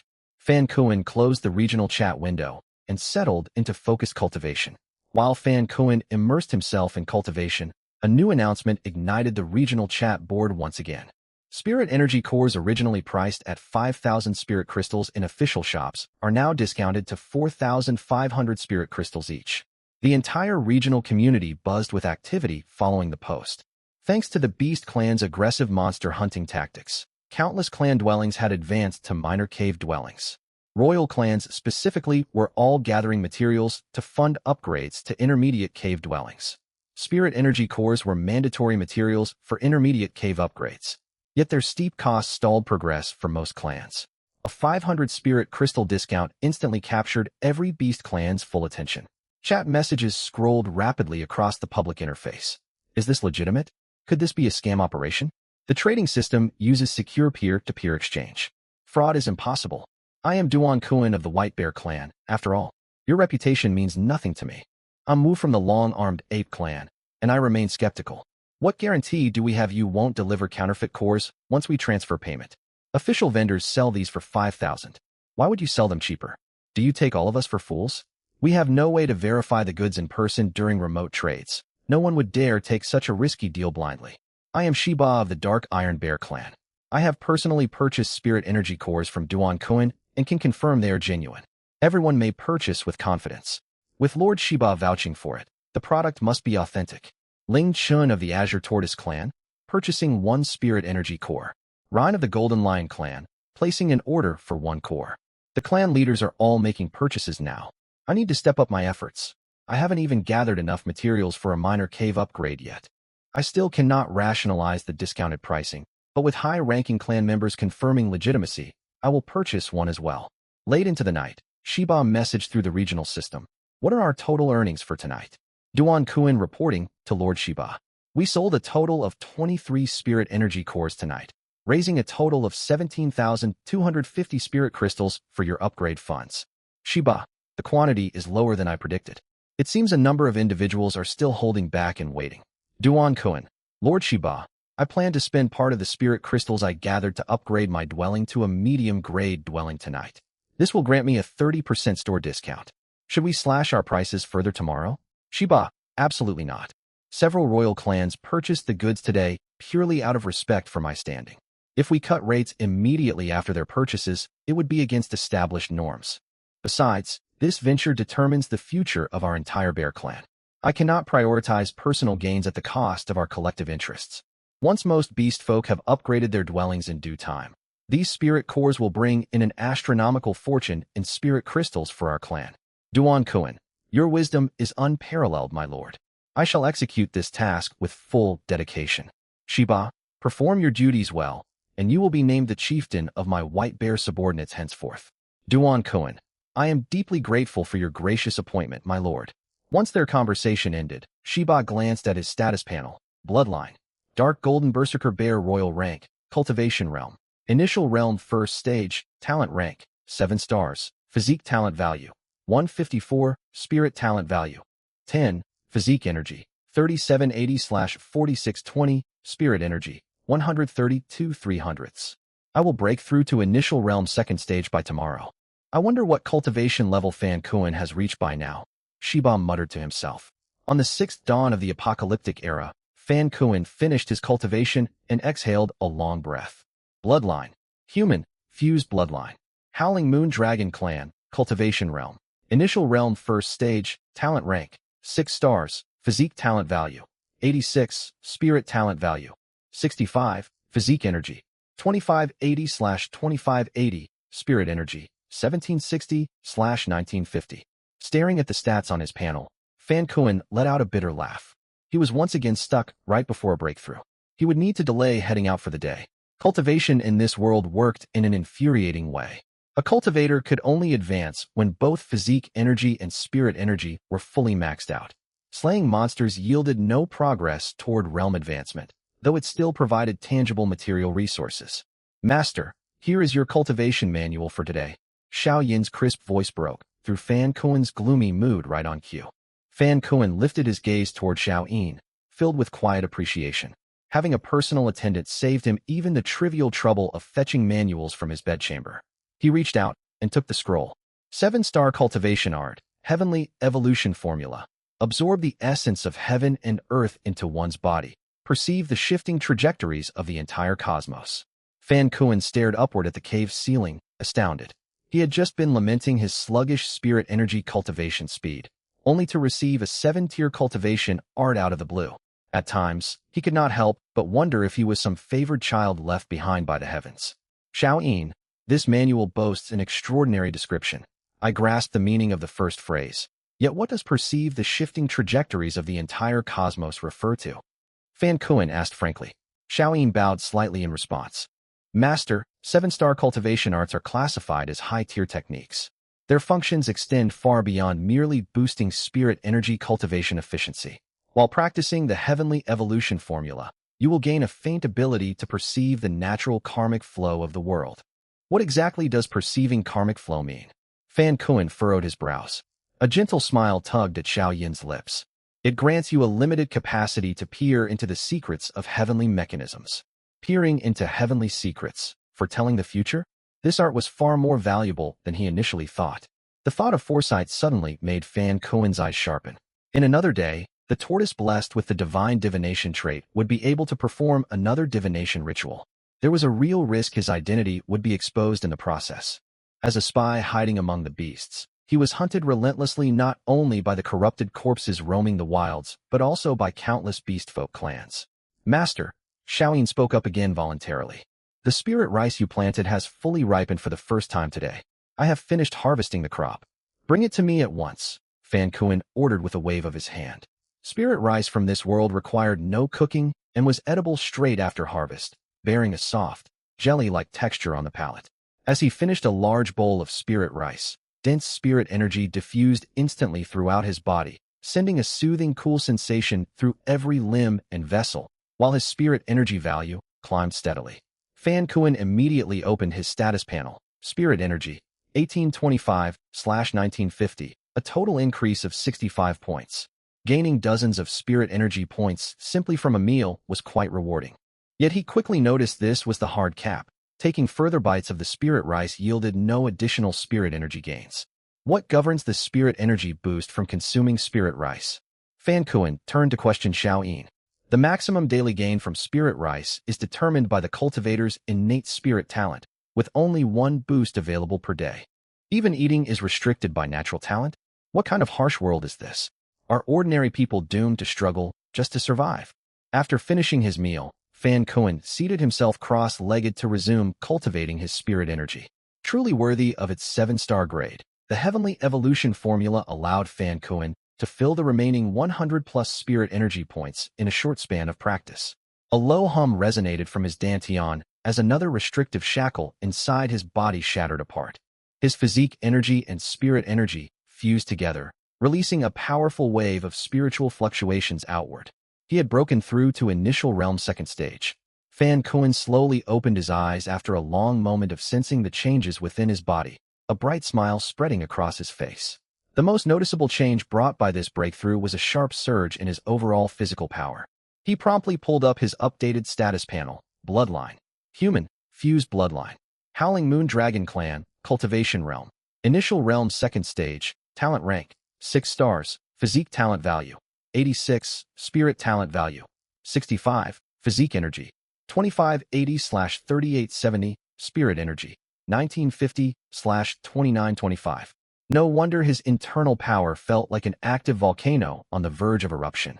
His blood coursed fiercely through his veins, sending faint roaring vibrations through his blood vessels. Breaking through a single realm raised the upper limits of both physique and spirit energy by 50% outright, pushing his physique energy dangerously close to the 4,000 mark. Such was the overwhelming advantage granted by superior talent. Fan Kuan grew increasingly concerned over humanity's chances against these overpowered beastfolk clans from Blue Star. Even the lowest 1-star beastfolk bloodline granted 4 times the base physique energy of ordinary humans. Upon stepping into the initial realm, their attributes tripled, with each minor realm upgrade thereafter granting an additional 50% stat boost. It amounted to an insurmountable statistical advantage for the beastfolk.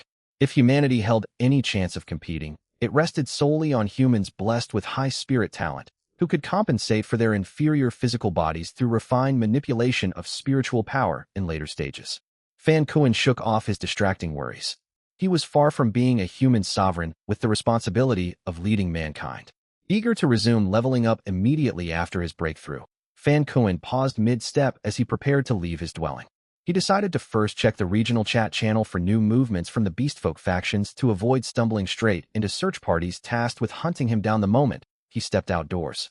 Fan Kuan browsed the regional chat for several minutes, only seeing meaningless trivial exchanges. Just as he was about to close the holographic interface and depart, a single message caught his attention. Spirit cores on special sale for 4,500 spirit crystals each. Message me privately if interested. Spirit cores normally sold for 5,000 spirit crystals inside the official spirit crystal shop. Why would this seller offer them at a discounted rate? A suspicion flickered across Fan Kuen's mind. He opened a private message without hesitation. I wish to purchase spirit cores. Can you clarify the specifics of your pricing?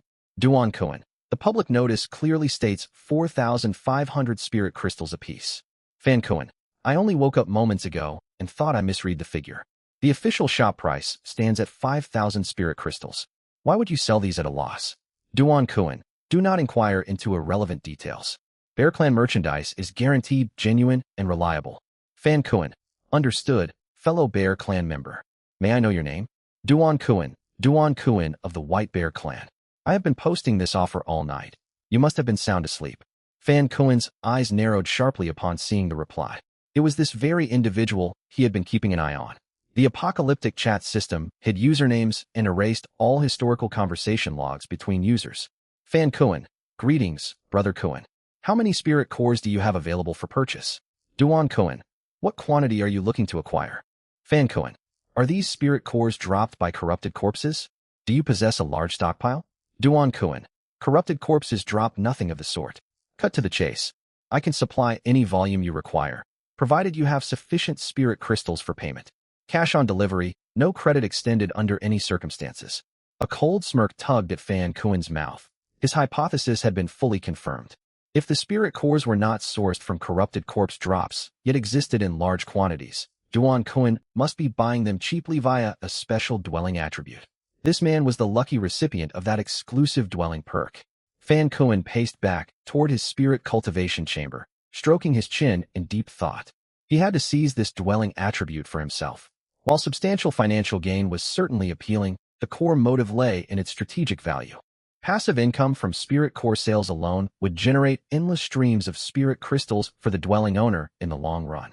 Furthermore, Duan Kuen would quickly outpace Fan Kuen in spirit crystal earnings with this perk, putting Fan Kuen's position as the top-ranked individual in the region at risk. The pressing question was how to pinpoint Duan Kuen's location. 6 days had passed since Fan Kuen arrived in this apocalyptic zone, and he had only crossed paths with a single Firefox clansman. Tracking down one specific beast folk across this vast territory would prove no simple task. Xiaoyin. Fan Kuen turned to his attendant whenever he encountered an unsolvable problem. I am here, master. Xiaoyin materialized before him. Fan Kuen gazed at her delicate features and spoke. I need to locate a specific beast folk within this regional zone. Are there any viable methods? You may use a positioning teleport scroll if you obtain the coordinates of their dwelling, Xiaoyin replied. Positioning teleport scroll. Fan Kuen opened the Spirit Crystal Shop interface and navigated to the Spiritual Supplies category.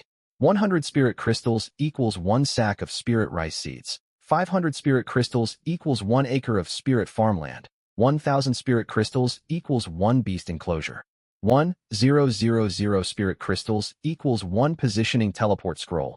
3,000 Spirit Crystals equals 1 Spirit Spring. 5,000 Spirit Crystals equals 1 Spirit Core. Fan Kuen had unlocked access to these supplies after upgrading to a small dwelling. Yet he had been fully occupied with cultivation and only skimmed the item list without close inspection. He purchased 1 Positioning Teleport Scroll directly from the shop panel. Function: teleport to a designated target after acquiring their dwelling coordinates. Teleport range: confined to the current regional zone. This was essentially a regional teleportation talisman. Fan Kuen turned back to Xiaoyin with another question. How do I obtain the coordinate data of another cultivator's dwelling? There are 2 methods to acquire dwelling coordinates. First, slay the target and collect the dwelling spirit fragment from their remains to unlock the positional data. Second, if the target has upgraded their dwelling to medium grade, they may retrieve their own dwelling coordinates by communicating with their dwelling spirit. Fan Kuen's eyes lit up with realization. Xiaoyin, what are the coordinates for my dwelling? Xiaoyin responded instantly. Master's dwelling coordinates. Zone 43, grid 9872. So every dwelling was assigned a fixed coordinate marker within Zone 43. Fan Kuen asked another question. How many total regional zones exist within this world? Xiaoyin lowered her gaze and fell completely silent. She always clammed up when faced with questions she was forbidden to answer. Fan Kuen glanced at her and dropped the subject, focusing on his top priority, devising a scheme to force Duan Kuan into voluntarily disclosing his dwelling coordinates. Fan Kuan folded his arms across his chest, lips pressed into a thin line as he paced slowly within his dwelling. What resource did Duan Kuan desperately need? What commodity was far too valuable to trade through the regional marketplace, requiring an in-person transaction instead? Additionally, how could he gain Duan Kuan's trust to convince him to share his dwelling location safely? After lengthy contemplation, a brilliant idea dawned on Fan Kuan. He addressed Xiao Yin immediately. Can the spirit crystal or vein granted by the system reward be retracted? Retracted. For the first time, a look of genuine surprise crossed Xiao Yin's features. I mean returning the or vein to its original sealed state. That is possible, Xiao Yin nodded gently. You only need to extract the or vein from the mining area and store it inside your spatial pouch, and the mining zone will revert to its initial untouched condition. Perfect. His plan was now feasible. Spirit crystal or veins were an irreplaceable top-tier resource coveted by every beastfolk faction, and such resources could only be traded via physical handover inside spatial pouches, making marketplace transactions impossible. He would not use his massive high-grade or vein for the exchange, as that would appear highly suspicious. A miniature spirit crystal or vein would be far more believable for the trade. To secure Duan Kuan's trust, Fan Kuan would leverage information he had observed from the regional group chat previously. A sudden secondary money-making scheme crossed his mind. Flood the regional chat with an exorbitant offer to purchase all miniature spirit crystal or veins from other cultivators. Then place every acquired vein within his own dwelling to generate passive spirit crystal income nonstop. He quickly dismissed the idea as far too conspicuous and certain to arouse widespread suspicion. Spirit crystal or veins were ultra-rare treasures closely monitored by every royal clan faction. Moreover, all or vein trades required face-to-face contact. For all Fan knew, hidden observers were tracking his every move while he plotted against Duan Kuan.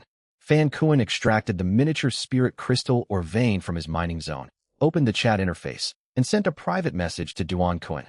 Fan Kuan, what total volume of spirit cores can you supply? Duan Kuan, who are you to make such bold demands? Fan Kuan, I am Yin Guang of the Silver Moon Wolf clan. Duan Kuan, 1,000 greetings to the honored Wolf clan noble. I offer my deepest respects. Fan Kuan, I require a large batch of spirit cores. Are you capable of fulfilling this order? Duan Kuan, may I ask if you intend to upgrade to a large-scale dwelling, my lord? Fan Kuan, do not concern yourself with matters outside your jurisdiction. Simply confirm whether this transaction is possible.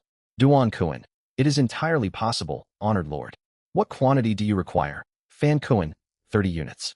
Duan Kuan rejoiced inwardly, certain this royal clansman intended to upgrade his dwelling to large grade. Completing this single order would net him over 135,000 spirit crystals in total revenue. Yet a flicker of worry surfaced. Lord Shiba was also gathering resources to advance into a large dwelling, and this client's bulk purchase might let the wolf clansman claim the upgrade first. Duan Kuan resolved to gather more intel on his mysterious buyer to report to Shiba for a final decision. Duan Kuan, 30 spirit cores amount to 135,000 spirit crystals total. Do you have the payment prepared, my lord? Fan Kuan, I will settle payment with 1 spirit crystal or vein. Duan Kuan raised his thick brows the instant he read the message, his tongue darting across his lips in excitement. Only true royal nobles could afford to trade or veins for goods. He replied without delay. Duan Kuan, may I inquire about the grade of your spirit crystal or vein, my lord? Fan Kuan, a miniature spirit crystal or vein. Duan Kuan nearly choked in disbelief. A mere miniature or vein was nowhere near enough value to cover 30 spirit cores. Recent posts in the regional chat had confirmed multiple beastfolk had uncovered miniature and medium-grade or veins out in the wilderness, including a miniature vein discovered by a member of his own White Bear clan. Round-the-clock mining on their miniature vein yielded barely 1,000 spirit crystals daily. Collecting 135,000 crystals via mining would require well over 100 days of non-stop labor. Lord Shiba himself had found a medium-grade or vein, producing roughly 3,000 spirit crystals after only half a day of mining operations. Duan Kuan, a miniature spirit crystal or vein cannot possibly cover the cost of 30 spirit cores, my lord. Fan Kuan smirked upon reading the reply. The Bear clan possessed or veins, and the odds were high that Duan Kuan himself controlled those mining rights. Fan Kuan, only 1,000 spirit crystals per day from miniature veins? Did you witness this output firsthand? Duan Kuan, This information is completely factual. The vein belongs to one of our White Bear clansmen. Furthermore, Lord Shiba owns a medium grade or vein generating roughly 2,000 spirit crystals daily. Shiba possessed a medium grade or vein, truly embodying the classic favored protagonist setup. Yet Fan Kuan had managed to seize the valuable dwelling attribute right under his nose. Fan Kuan, what quantity of spirit cores would you consider a fair trade for this vein? Duan Kuan, at most 2 spirit cores. Fan Kuan feigned outrage in his reply. 2 units? Do you dare mock my status? Have you forgotten the authority commanded by royal clans within this apocalyptic realm? Duan Kuan, I would never dare slight your standing, my lord. I only manage these sales under Lord Shiba's orders and cannot alter the agreed exchange terms on my own initiative. Duan Kuan hid behind Shiba's authority as a shield. Fan Kuan pondered whether this statement held truth, meaning Duan Kuan operated solely as Shiba's designated financial agent. If that were the case, seizing Duan Kuan's dwelling attribute became even more imperative. Shiba boasted exceptional natural talent and powerful influence over the local beastfolk factions. A steady stream of spirit crystals sourced through Duan Kuan would quickly push Shiba far ahead of Fan Kuan in overall strength.